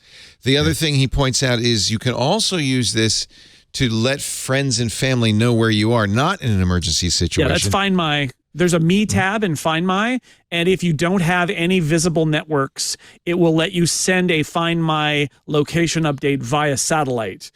So imagine if you're out somewhere and you want to you're going to be out of cellular range, but you want to let your family know where you are, you can do that. And it's not an emergency, and it will just save that location. It'll send it up to the satellite. And then when somebody looks at your location, they'll say, an hour ago, they were at this remote location via satellite. And you'll do the same aiming and all of that. It is not automatically updated, though. You'll have to do it manually each time. And you don't but have to that's get pretty very cool, far right? to If you're get- camping or something, right? Absolutely, yeah. I mean, if you're on the 1 and you're a little north of Jenner, you're off the grid. Right. Yeah. And so It's easy to get off It really the doesn't grid. take much to be. Yeah, it's really useful. There is a list of predefined messages that you can send. Oh, no. I'm sorry. He says there's no option to add any informational content. He's asking for some predefined messages for this application as well. And as do some of the other devices like the Spot. Right. So it's a 1.0, right? I would not be surprised if Apple offers more customization later. And I also wouldn't be surprised if there is they've said it's free for 2 years or something like that. Like there's probably a subscription option somewhere in here. And I wonder if that might be something that if you pay a little extra, they will let you send text messages, for example, sure, via satellite arbitrarily down the road, because they're trying to keep this to just the emergency use. He says when I go hiking in no-cell areas, I'm still going to take my Garmin and Reach device, and he recommends that. But here's an interesting paragraph. I suspect in 5 to 10 years or even 20 years, this will become one of the most pivotal points in the history of not just the iPhone, but Apple. It can't be overstated how big a deal this is. Over time, this will basically put satellite emergency response in the pocket of everybody with an iPhone. Undoubtedly, others will do this from other carriers, but the Apple solution is real. It's here today, and with the first international expansion plans already set for next month. Yeah. I mean, I wasn't joking earlier about. I was joking. We're talking about the new. Here's the situation I was in which my iPhone helped me. But the thing is, like here in New England, every month there are more stories about how someone from a Boston college or a New Hampshire college decided, hey, we got the afternoon off and it's such a beautiful day, let's go hiking up into the White Mountains with sneakers, and we got a couple power bars, and we bought a 16-ounce bottle of Diet Coke, and that'll do us. And then they have all the energy to get 3/4 of the way up the mountain, not knowing that, by the way, the weather up on the side of the mountain is nothing like what it's like at the base of the mountain. And you have to know where you're going to. And these are the people who are not going to have those specially built devices that Jason talks about. These are the people who are going to have an iPhone and are going to say, yeah, let's try that emergency 911 because it's been a day and a half, and now I'm seeing the grim specter of death beckoning before moving above the next ridge. Perhaps we should get some help. Yes. So thank you, Ray, the DC Rainmaker, for that really good, very competent review. Yes. It's great, and he got Apple to work with him on that. So it's really, really good.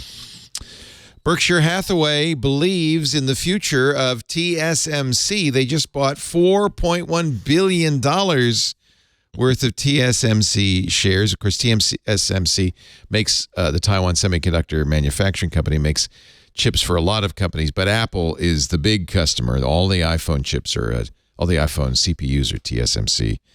All those A-series chips. Are all the M1 chips also? I guess so. The M-series? TSMC, yeah. So TSMC, that's it, baby. And they're the cutting edge of chip manufacturing right now. They're Right. the ones who are pushing it down into smaller and smaller die sizes, and like that's a company. I think the only real fear with TSMC in the short term is they're in Taiwan, and China is a Right. variable there, but they are trying to build fabs in other places. I think they've got a deal to build a fab or fabs in the U.S. as a part of the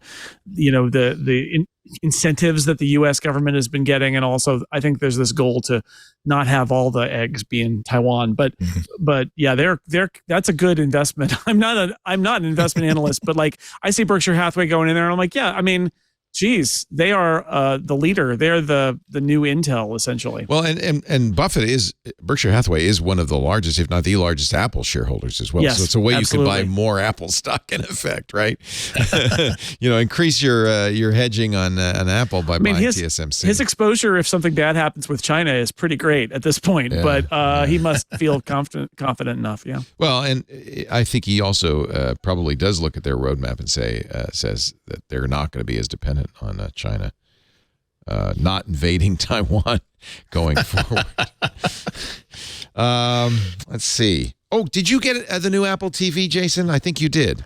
I did, and then I got to last set it up. week, and I didn't get to talk. I didn't think to talk about it because it's so much like the old one. But you've got a big long article. Yeah, about well, the problem. I mean, yeah, it is like the old one. It's a faster processor, and so everything is a little more responsive. It's a little smaller. Yay! It's got the new remote, which I think is and lighter. A big imprument. It's got the new remote and it's USB charging now, so I don't need a lightning charger out in my living room. That. But the big thing that struck me was, in the last 5 years, Apple has really made great strides in making buying a new Mac or an iPhone or an iPad better, where, you bring it close and it does a little thing and it takes a picture of the screen and it transfers your data. And it sets off this transfer process. And it used to be real frustrating to get a new iPhone, and it's not anymore. No. Well, let me tell you, the Apple TV is not like that. The Apple TV, you bring your phone close to it and it will let you log in with your Apple ID. And if you've got the one home screen feature turned on, it knows where your apps are supposed to be on the screen, but it doesn't restore or save or sync any data, and nor is there any support on the device for iCloud Keychain. So what you end up with, like me last week, when you get a new Apple TV is, do you subscribe to 10 streaming services or apps with logins? Well, guess what? You are going to have to sit down. Yeah. And I did this 2 hours before we were leaving for the weekend, and we had a house sitter coming. And she loves our HBO Max, right? Oh, and I'm like, oh no. And I had to sit there for half an hour and log into every single app. And every app has a different case. Some of them have you scan a QR code or go to a website. Some of you want to input a password. And yeah, if you're using your iPhone to input the password, you can do iCloud Keychain or 1Password from your iPhone. So some of them, it sort of works okay, sometimes inconsistently, but sometimes it works. Others, you got to go to websites. And like my previous Apple TV knew all of my accounts, right? And I just feel like this is one of those areas where Apple needs to get with the program and do for the Apple TV what it did for all of its other devices. Because buying a new Apple product and saying, yeah, I am going to update my Apple TV. I don't need to, but I need an extra one, and so why not get the new one? The last thing you want is a roadblock where you're like, yeah, but I don't really want to log into everything again, so I just won't buy it. And that's when, like, for me, the Apple TV is the argument of why I don't want the App Store opened.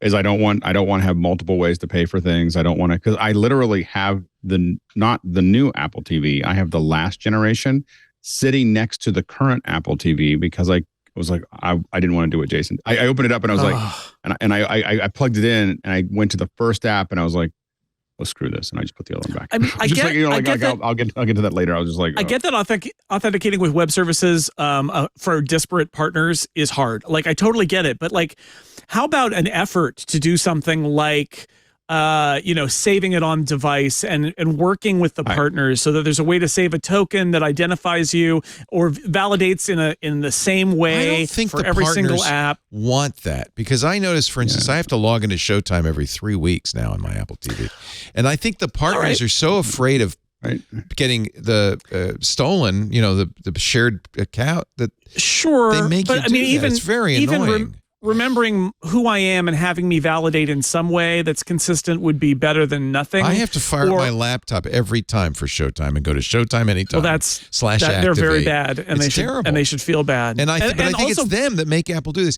You didn't? I don't remember, but I don't think I had to tell it who my cable provider was again, though, right? It did copy that. That's my problem. Is I don't. But at least it was able to do that with Xfinity, so that because a lot of that stuff's through Xfinity. No, it forgot. It didn't know my provider and it didn't know my permission settings. So then it asked for every app that wanted to pair and look at my Fubo TV login. I had to approve them again because it didn't remember any of that. It didn't remember my sync frame rate, sync HDR, display preferences. It remembered absolutely nothing. So all it got was other your than my Apple ID. That was it. And the home screen sync, which is better than. I mean, imagine if you had to download every app and put it back where you want it. Like, at least it does that, but that's literally all it does. And it just needs to do more. And I had somebody write in and say, You know what bothers me is that you can log in multiple people with multiple Apple IDs to an Apple TV now, but that none of the apps support pairing those with profiles. And that's true. That's not it's sort of on Apple, but really there is an API to do that. It's just that no app developer seems to care. Right. So like HBO, I believe, could say, oh, you are logged in as Jason's wife, so I'm going to use your profile. It doesn't do that. It asks you, Disney asks you, all of them just ask who's watching now. So I don't know. It could be better. And I hadn't set up a new Apple TV in a while. And I think the real story is that Apple has raised the bar on upgrading other devices so much in the last few years, because it used to be really bad. And now it's pretty good. But then you get the Apple TV and you're like, it's like the product that time forgot. Like it's back in the old bad days, and they haven't put any effort into making it better. And again, I think that it came to they didn't have a lot of leverage when they started the Apple TV, and they were desperate to have the content providers play, and so they capitulated to them, and now we're paying for it, and that's why I don't think they should capitulate. But iCloud Keychain is a perfect example, right? Like you could save your passwords for all those services on the Apple TV, right? Or sync with iCloud, and it's just like, no, you can do it for some of them if they let you do an input instead of going to a web page, and you can do it on your phone, right? You can use your password manager on your phone to either log in on the web or not, but it's not the same as just being able to sit there and go, yes, log me into Disney. And it's so obvious that I feel like there's something there from the folks that have the apps that don't. I don't know. You know, I think that it's more than just them making it easy, because I think if they make it easy, then it's I don't know. I mean, it just seems so insane, you know, and it is. And again, what has happened to me, what's currently happening now, is that I have one that I bought right when it came out, and it's still sitting there because I just was like, oh my gosh, I have so many apps. Now I've been slowly just clipping the apps. So I go, if an app has an external, if it doesn't say restore, and the worst one is Masterclass, by the way.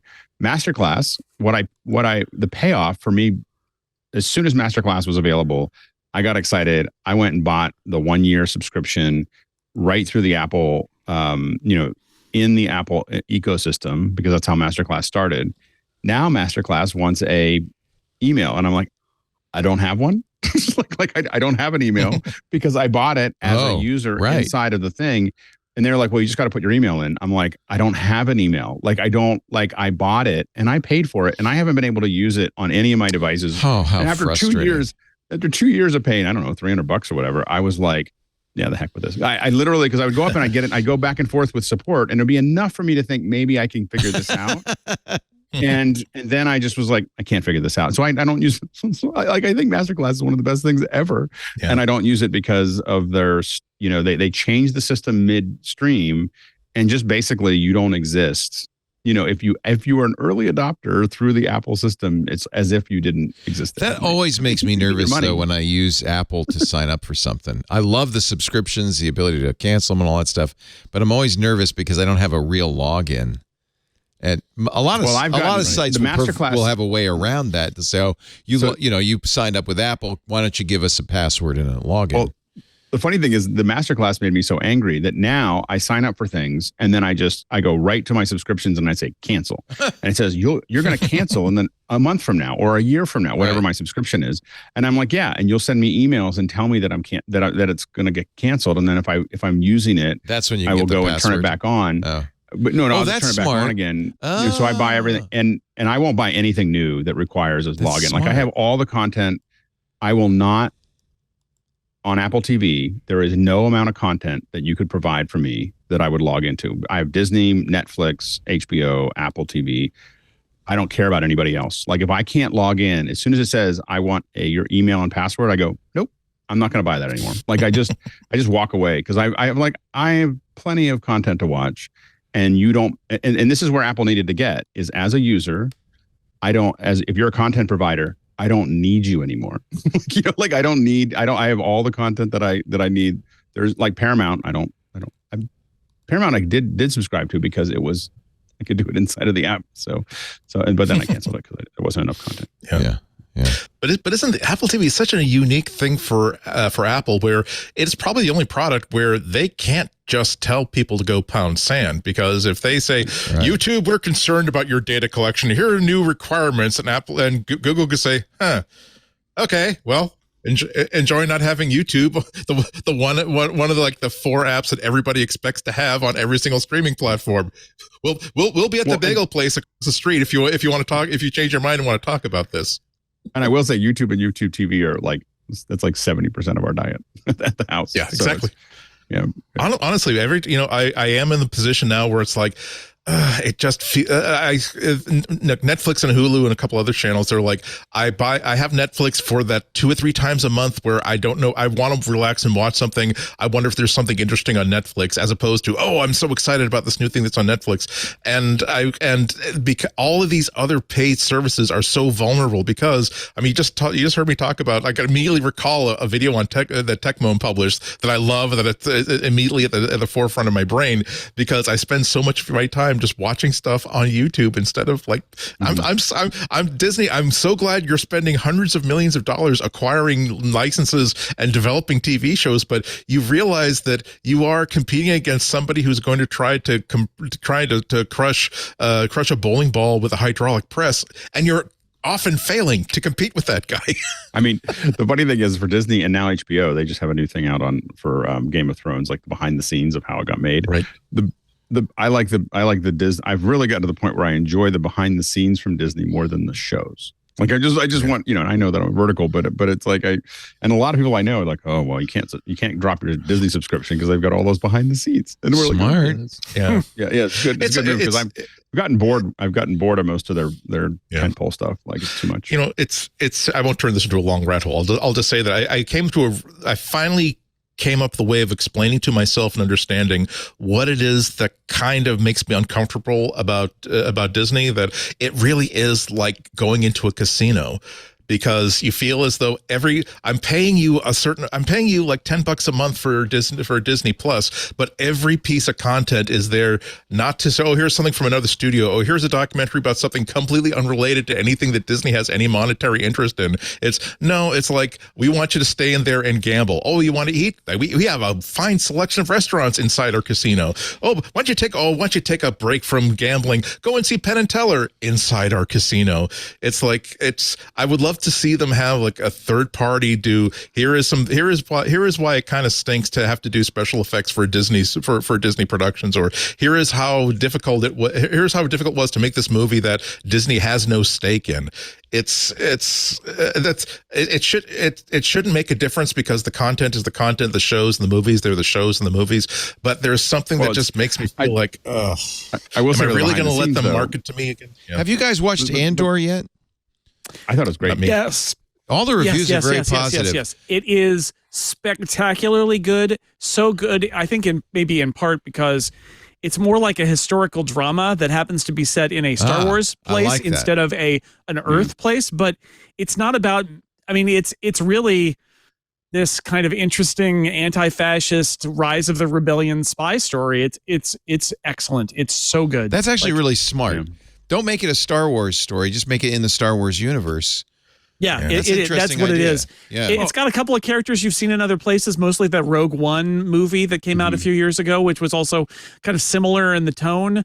It takes its time. It feels to me like it's 4 movies kind of stuck together. So some of the episodes just kind of end because it's the middle of the movie, and so the way it's chopped up episode by episode is a little bit weird.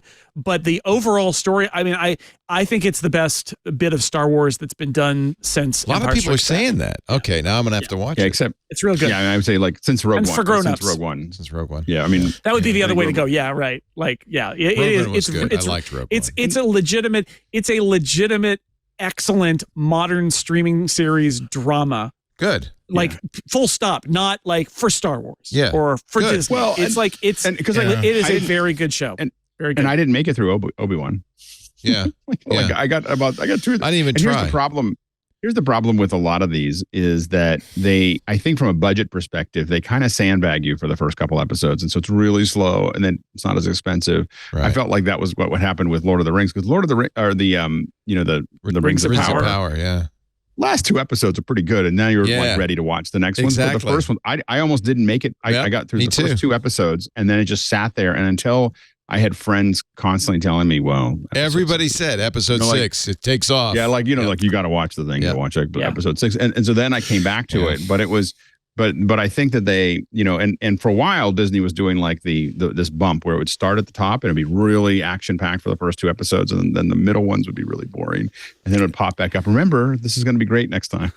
Yeah, the structure of Andor is more like 1 to 3 is a movie, 4, 5, and 6 is a movie, 7, 8, 9, 10 is a movie, and then there's like the last 2. I don't know what they're going to be because they haven't been out yet, but that's the kind of pacing, and that's the problem I have with it. Is I get why they wanted to stretch it out and have it be that way, and the episodes are like an hour long each, but really to get the vibe of Andor, you've got to watch the first 3 because that's really the first story arc of the thing, and it does play like a movie. And the writer Tony Gilroy is a film screenwriter, and like so I have some questions about like calling this a TV show and having some of the episodes just literally they just end and you're like, oh, I guess it's over it for this week. I think it plays. I think it will play really well when you can binge watch and you can watch all 3 at once. And then choose whether you want to watch the next 3. I think it'll play better that way. Yeah. I hate to be the downer on this, but it really does point out like why I have difficulty with Disney and what they're doing with Star Wars in a broad sense, that like I keep seeing all of these premises for new Star Wars series and new Marvel series, more new Star Wars series, and I'm thinking, yes, but what if you were to create here is like a fantasy science fiction / whatever future panopticon style spy story? What if you didn't actually tie it into Star Wars? What if you tried to create something new? And I think the answer will be, well, of course we're going to tie it into Star Wars. Why would we not like want to expand the property? And it makes me think about things like, well, what if they came up, if someone proposed Blade Runner to Disney, that they would turn it into, oh no, they're hunting down rogue like Empire robots, and that would diminish it because now it's not its own thing with its own vibe, its own characters. All I'll say is that it annoys me that even these little things where someone has to show up. Of course, it's going to be Baby Yoda, they've got a container that they're shipping this thing in. Of course, it's the ice cream maker from that little thing in Empire Strikes Back, because it has to give us the satisfaction of knowing that we've paying off something else, as opposed to let's make something perfect in and of itself. Watch Andor and get back to me, because it refrains really from. Almost, my understanding is basically that the people who ran the show didn't really care about Star Wars lore. They just wanted to tell a story in this particular time, in this particular place. I think the art department sticks some stuff in the background that you're like, oh, I sort of see that. But really, other than there's a couple legacy characters who are there just to tie it into the like, if you're going to do a story about the rise of the rebellion, there's some characters you need to at least address their existence because they're in Star Wars, but like, it's not like the others. And I think that's why, even though it is not being watched by as many people, it has gotten such great reviews, and I think shows you what Star Wars could be, which is an interesting setting for interesting stories that don't have to play the games of fan service that Andy just said. And you're right. I mean, Tony Gilroy could have made this somewhere else, maybe, but he would have had to get somebody to put up the money, and it wouldn't have been as much money as making it a Star Wars. But I mean, it's really got my highest endorsement. It's very, very good. Okay. That's a very strong endorsement for you. That's when Jason Snell, he's not like he likes lots of things, but the things that he likes are always very. Okay, I got to move you along a little bit. Hold on, go. Real quick. This is not a Star Wars podcast. What? Did you get the 128 gig Apple TV? There is from Apple Insider a report. I haven't confirmed it myself, of a bug that says if you got the 128 gig Apple TV, you don't have more than 64 gigs. So just I don't know if you've seen this, but I just noted this, and I'll pass it along. Also unclear whether that's a display error or an actual thing, right? Because sometimes you get those things. It's like that SSD thing where everybody's like, oh, God, the SSDs in Apple Silicon Macs are being written to all this time, and it's going to destroy the SSD. And then it turned out it was the tool that they were using to see that wasn't updated. And so that wasn't happening. First off, I didn't really buy it for the size. Right. If you filled 64 gigs and then you try to download a game or an app, you'll get a message, this app can't be installed because there isn't enough space. Gonna guess that's a bug that they're gonna fix. Otherwise, there'll be another class action lawsuit out there. It's the first time they've had 128 gigs, right? So maybe it's just tvOS update. Yeah, they forgot addressing to error, do yeah. that. They forgot to flip that switch. And please don't cry, but the Mariah Carey Christmas special has moved from Apple TV to CBS. Sorry. What am I going to do? What am I going to No, do? Did you see I was gonna It's cry. the worst Last year, thing the year I've before, ever it was- seen. I just want to say. Oh my gosh, it was so bad. So horrible. It was just. Oh my gosh. See, at least on Apple TV, it was contained. It wasn't in our airways. Now it's on CBS, baby. And heads. Oh, You might And then inhale it then accidentally. it'll be on MTV where it's bound to get a good reception. I watched a couple minutes of it, then I skipped forward. I was like, it can't all be this bad. It's it all turns out that it can. bad. It can't. It can't It's be all all that bad. It is. There's so much cheddar. You'd be surprised. I need I'll tell you what, if I were on LSD or Molly, maybe then you'd go, wow, look at the pretty colors. Oh my gosh. Because I feel like it was made by somebody on From LSD. a technical perspective, it was just like the Bad the quality of the acting, composites, bad story. Oh, it's horrible. integration and focal length. And please don't get grossed out, but Steve Jobs' old Birkenstocks have just been sold at auction for $218,750. There you go. And there's an Such a NFT. deal. And there's an NFT. There you go. The auction. someone's got Conan on their mind. They're gonna. I actually have Birkenstocks that look just like that. So maybe, I don't know. According to Julian's Auctions, Jobs gave the sandals to his house manager, Mark Sheff. Wow, thanks, Steve. You're worth how much? But they did not confirm that it was Sheff who had listed the lot. The sandals were part of his simple side.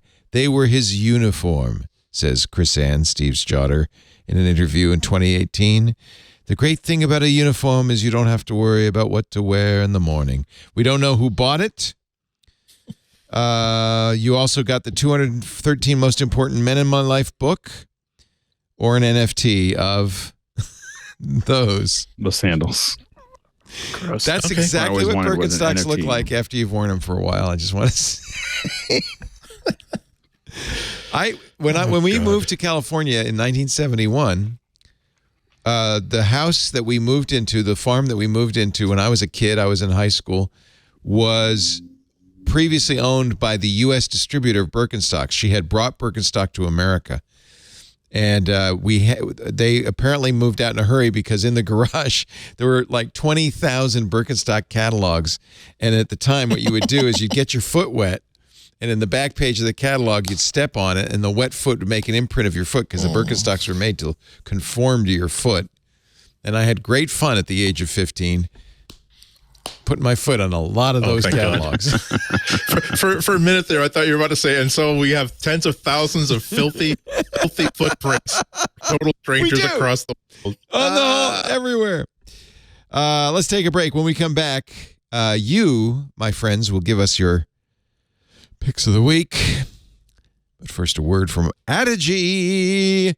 Okay, Mac people, you Mac party people, if you are an IT professional and you've got Apple devices in your estate, you need to know about Addigy. Addigy is the only fully cloud-based, multi-tenant Apple MDM designed for scalability. Addigy gives you the features, the functions, the flexibility you need to customize and manage your Apple devices the way you want. That way you can make sure your Apple infrastructure is optimized to support you the way you want and help your team be as productive as possible every day. Addigy, Addigy. It's actually really cool. They've created a solution that's so flexible, so customizable, any IT team can use it to easily maintain and secure their Apple devices in a managed network. In everything, Macs, iPhones, iPads, they're all secure, they're all supported, and you're ready to scale. I love the zero-touch deployment. You don't have to go down the hall and get a new member onboarded securely. You can do it in just 5 minutes, and you can do it online. You get secure authentication with trusted providers so you can eliminate security gaps with tested authenticated features your users can rely on. You get real-time device monitoring, automated remediation. Before they cause downtime, you can resolve those issues. Custom compliance features to meet your needs. You know your Apple infrastructure is compliant and up to date. I love the self-service feature. Your IT team does not have to, face all these endless reset requests. You get 24/7 user access to resources and applications because they just go online and fix it. You get patch management, fix bugs early, minimize downtime by rolling out new updates and patches ASAP. It's completely scalable, completely customizable to match any need, to fit any environment with fast, free, catered migration. I love the catered migration. It's an MDM tool that works as hard as you do at the speed of now. So get started today with Addigy's award-winning support. When you partner with Addigy, you get white glove support from a team of experts who live, eat, and breathe Apple. It's not some begrudging support for Apple. It's all they do. And they care about your success as much as you do. We're not talking a cookie-cutter MDM solution. They are absolutely obsessed, and I mean in a good way, with helping you secure and scale your Apple environment. So, if it sounds good to you, are you ready? Then let's get to work. Guarantee your Apple success with Addigy. Visit addigy.com/twit. You get a fast, free, easy 14-day trial. Addigy.com/twit. Being proactive doesn't have to be a pain in the asterisk. Start your trial and learn why more than 4,000 companies use Addigy to remotely track, configure, manage, and secure their Apple fleet. Addigy, addigy.com/twit. We thank them so much for their support of MacBreak Weekly.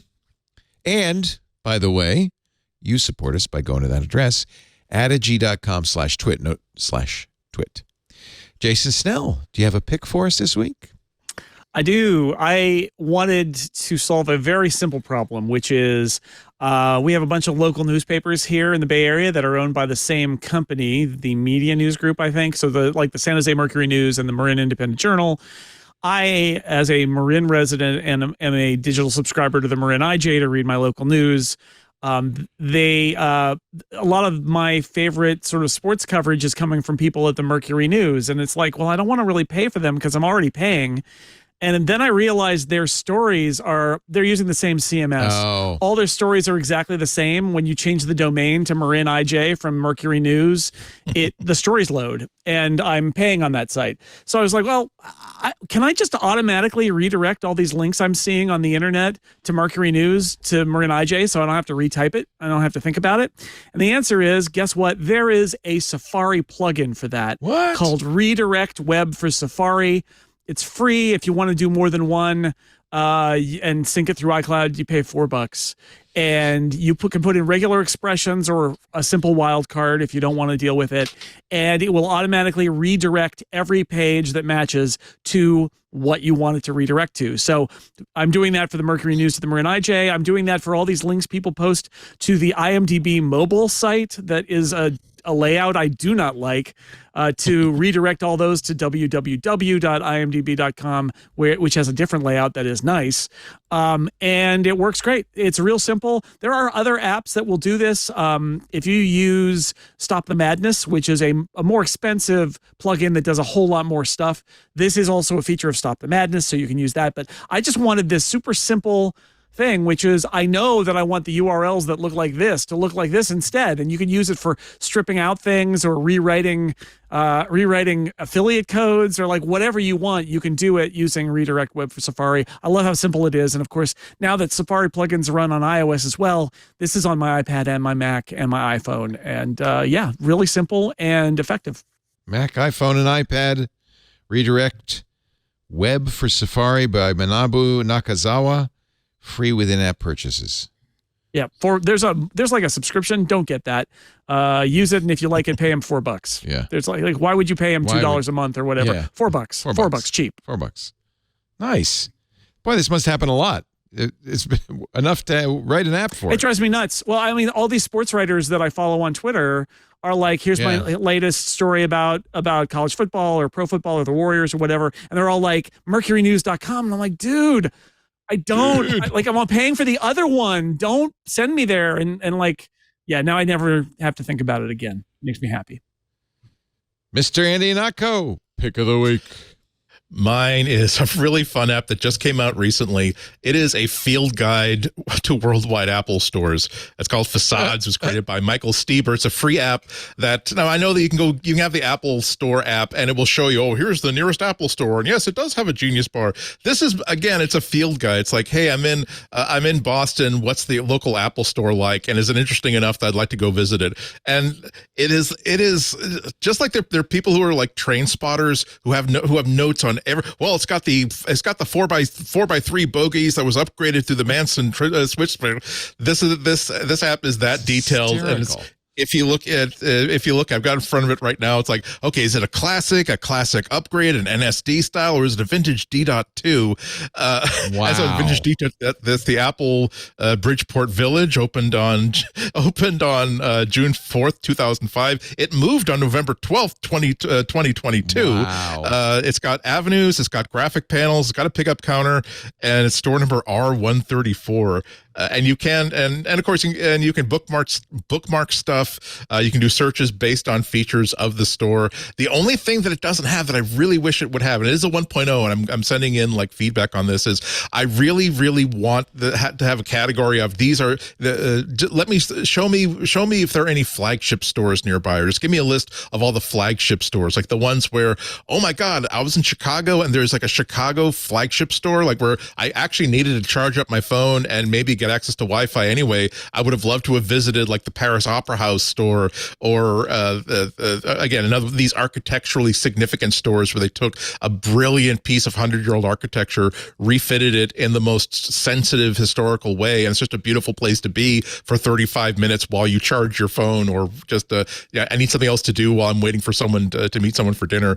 And it's a free app, and I just love the amount of specific love that went into this. Everybody is the guy, or non-gender specific, but you know what I mean, the person who is that interested in this topic that they want to build an app like this, and they are so helpful to the rest of us who are interested but certainly not willing to create an entire app that makes it an easy way to bookmark these places and find out like hidden details, like stores that closed. Like, oh my God, there are 14 stores that closed. That's like the Apple Willow Road store, opened August 3rd, 2001, permanently closed April 12th, 2019. All this, it's so much fun to play through. It does, and it works for the iPhone, works on the iPad. It will also work on the Mac. So it is completely ecumenical. It embraces form factors of all shapes. I did want to mention, Andy, and no slight on you, the keyboard you recommended last week. I ordered it because I thought that sounds really great. $219, and it arrived dead on arrival. It's just nothing. Like they don't test it or something. So I was a little miffed. I haven't. Thanks for letting me know. Yeah, I haven't. Yours was fine though, right? It worked out of the box. It worked out of the box. Another. I will also say that I did complain that my one complaint about it was that it doesn't have backlit keys.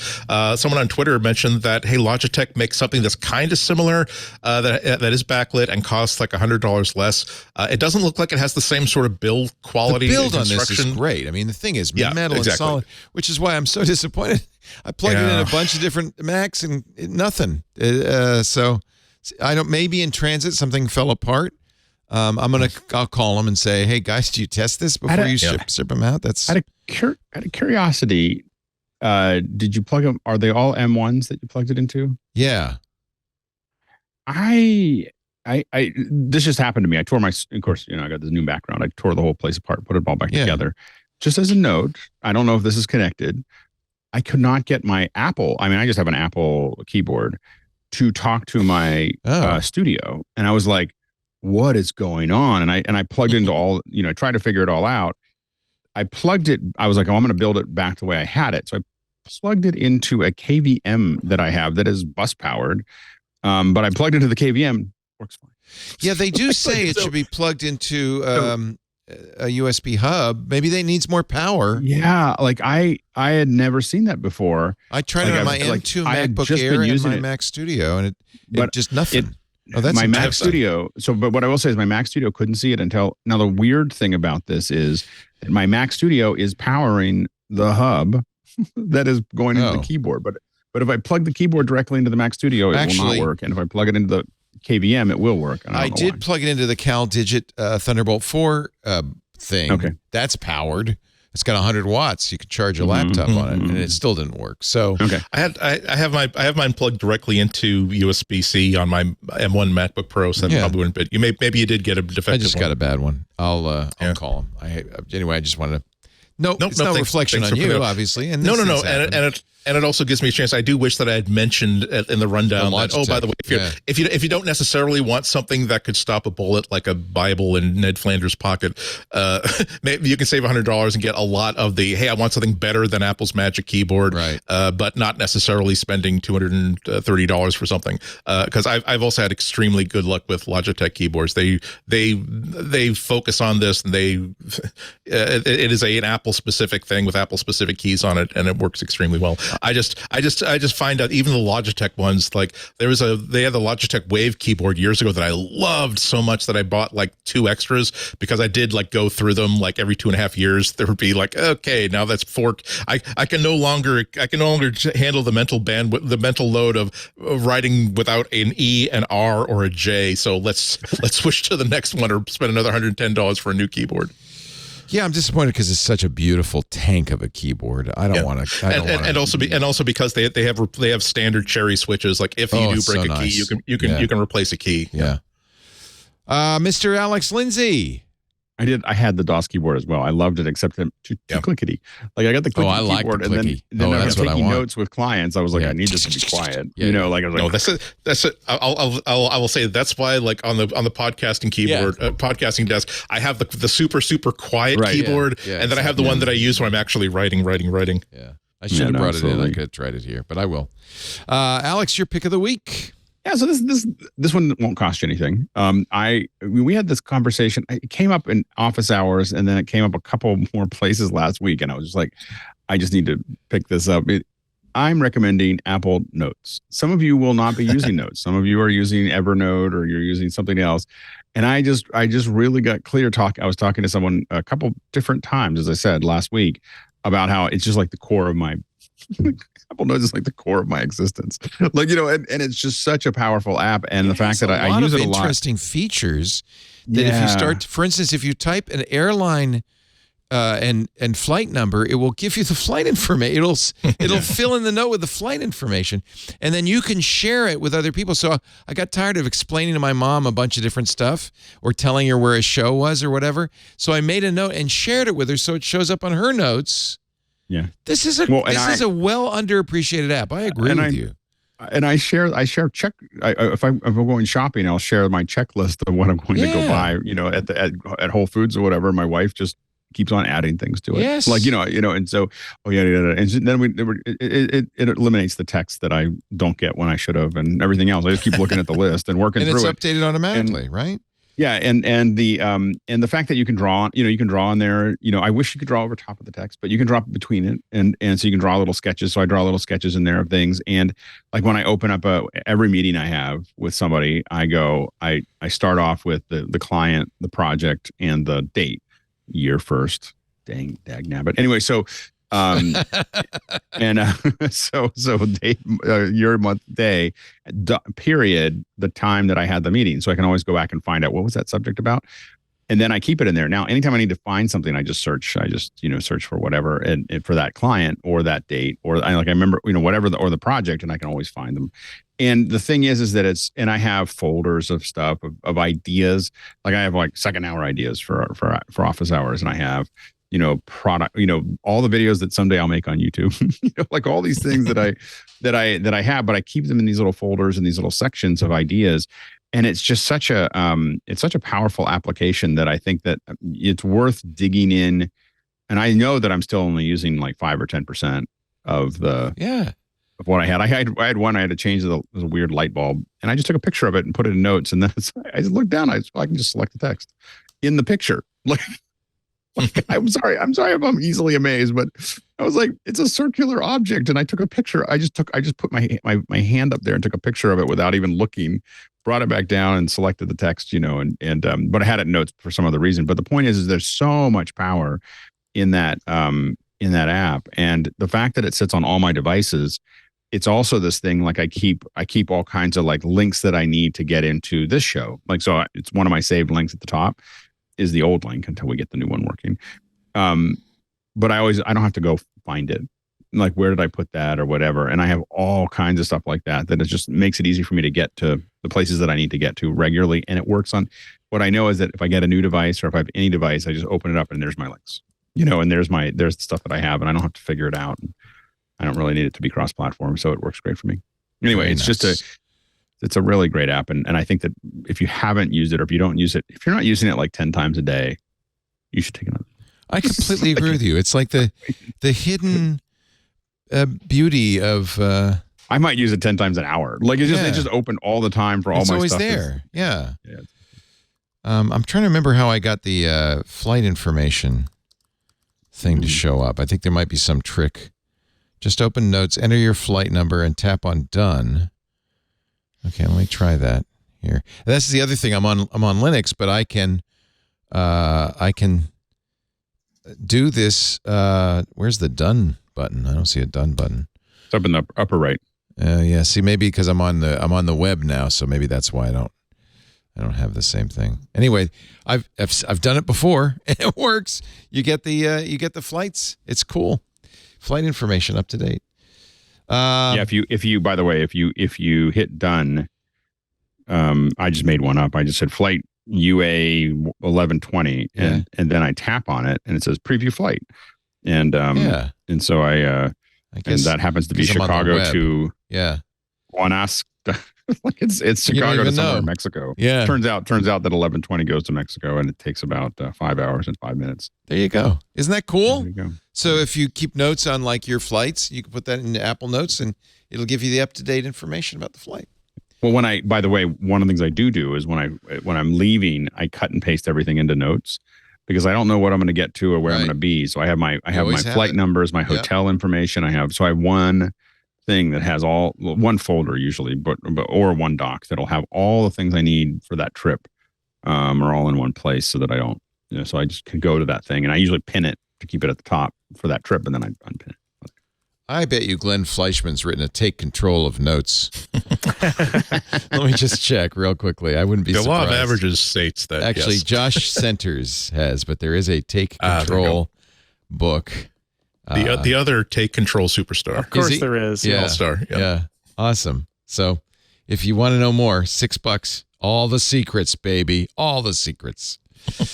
That's it for the show. Apple expert, raconteur, media guy, Alex Lindsay is at officehours.global. What you doing these days on Office Hours? We had a great day today. We had folks that actually work on a lot of the election graphics. Oh, neat. Last week. So, all the AR graphics that spin out. And so there were some folks from Ross and some folks from BizRT and they were showing us examples and talking about what was hard about it and what was easy. And so it was a good day. Very nice. So it's something different, every single day. It's quite a thing. officehours.global. Always some good stuff going on in the office hours. And that Dante tomorrow. Dante tomorrow, baby. You keep on talking about Dante because there's lots Dante. to say, and Dante's so cool. Yeah, and our 1,000th episode is coming up in December. You've already surpassed us. What I don't know where's Twit's just did 901. Oh yeah. But the tech guy, because we do 2 a week, is at 1945. So turns out if you do 7 a week, it really adds up faster. Very nice.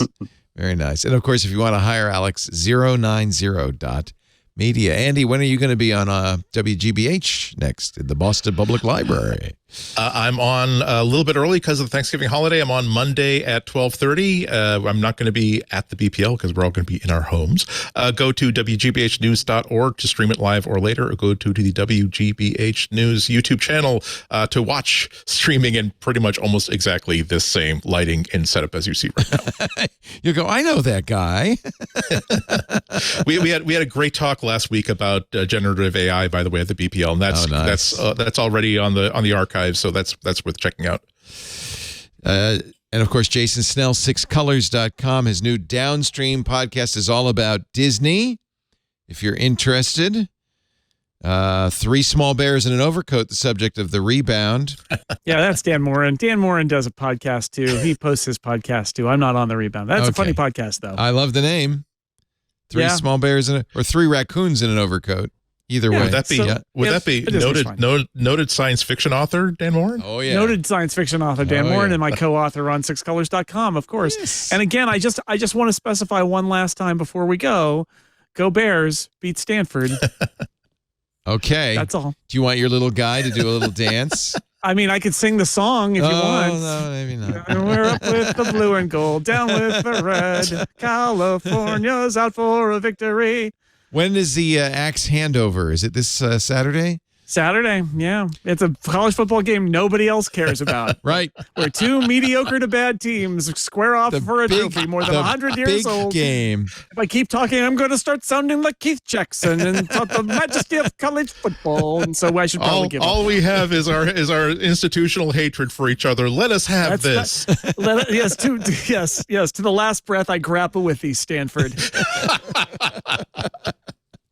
My trainer is a Cal graduate. I will be hearing about it, I'm sure.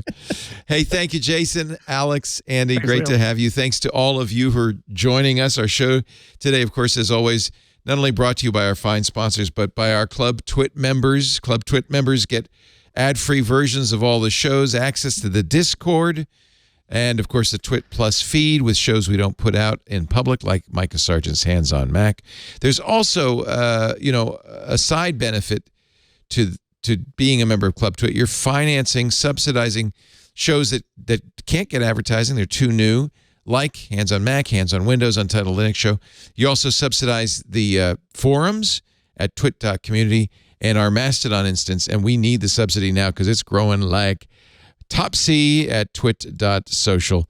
I'm trying to figure out a way to give club members a special, some sort of special icon, a verified check, if you will, on our twit.social. But in your heart, you've helped. Twit.tv/clubtwit, merely $7 a month, and it makes a huge difference to us. Discord members have a blue check on Discord, we can add you. Yeah, okay, I'll show you a little trick. I think there is a verified. We have some custom icons. There probably is a way to do that. So add your blue check. Actually, you know what? I didn't put it there because I didn't want anybody to do it. That's what that's what I did. There is no blue check on our Mastodon, and that's something we're very proud of. We do this show every Tuesday, 11 a.m. Pacific, 2 p.m. Eastern Time, 1900 UTC. If you want to tune in and watch live, it's at live.twit.tv.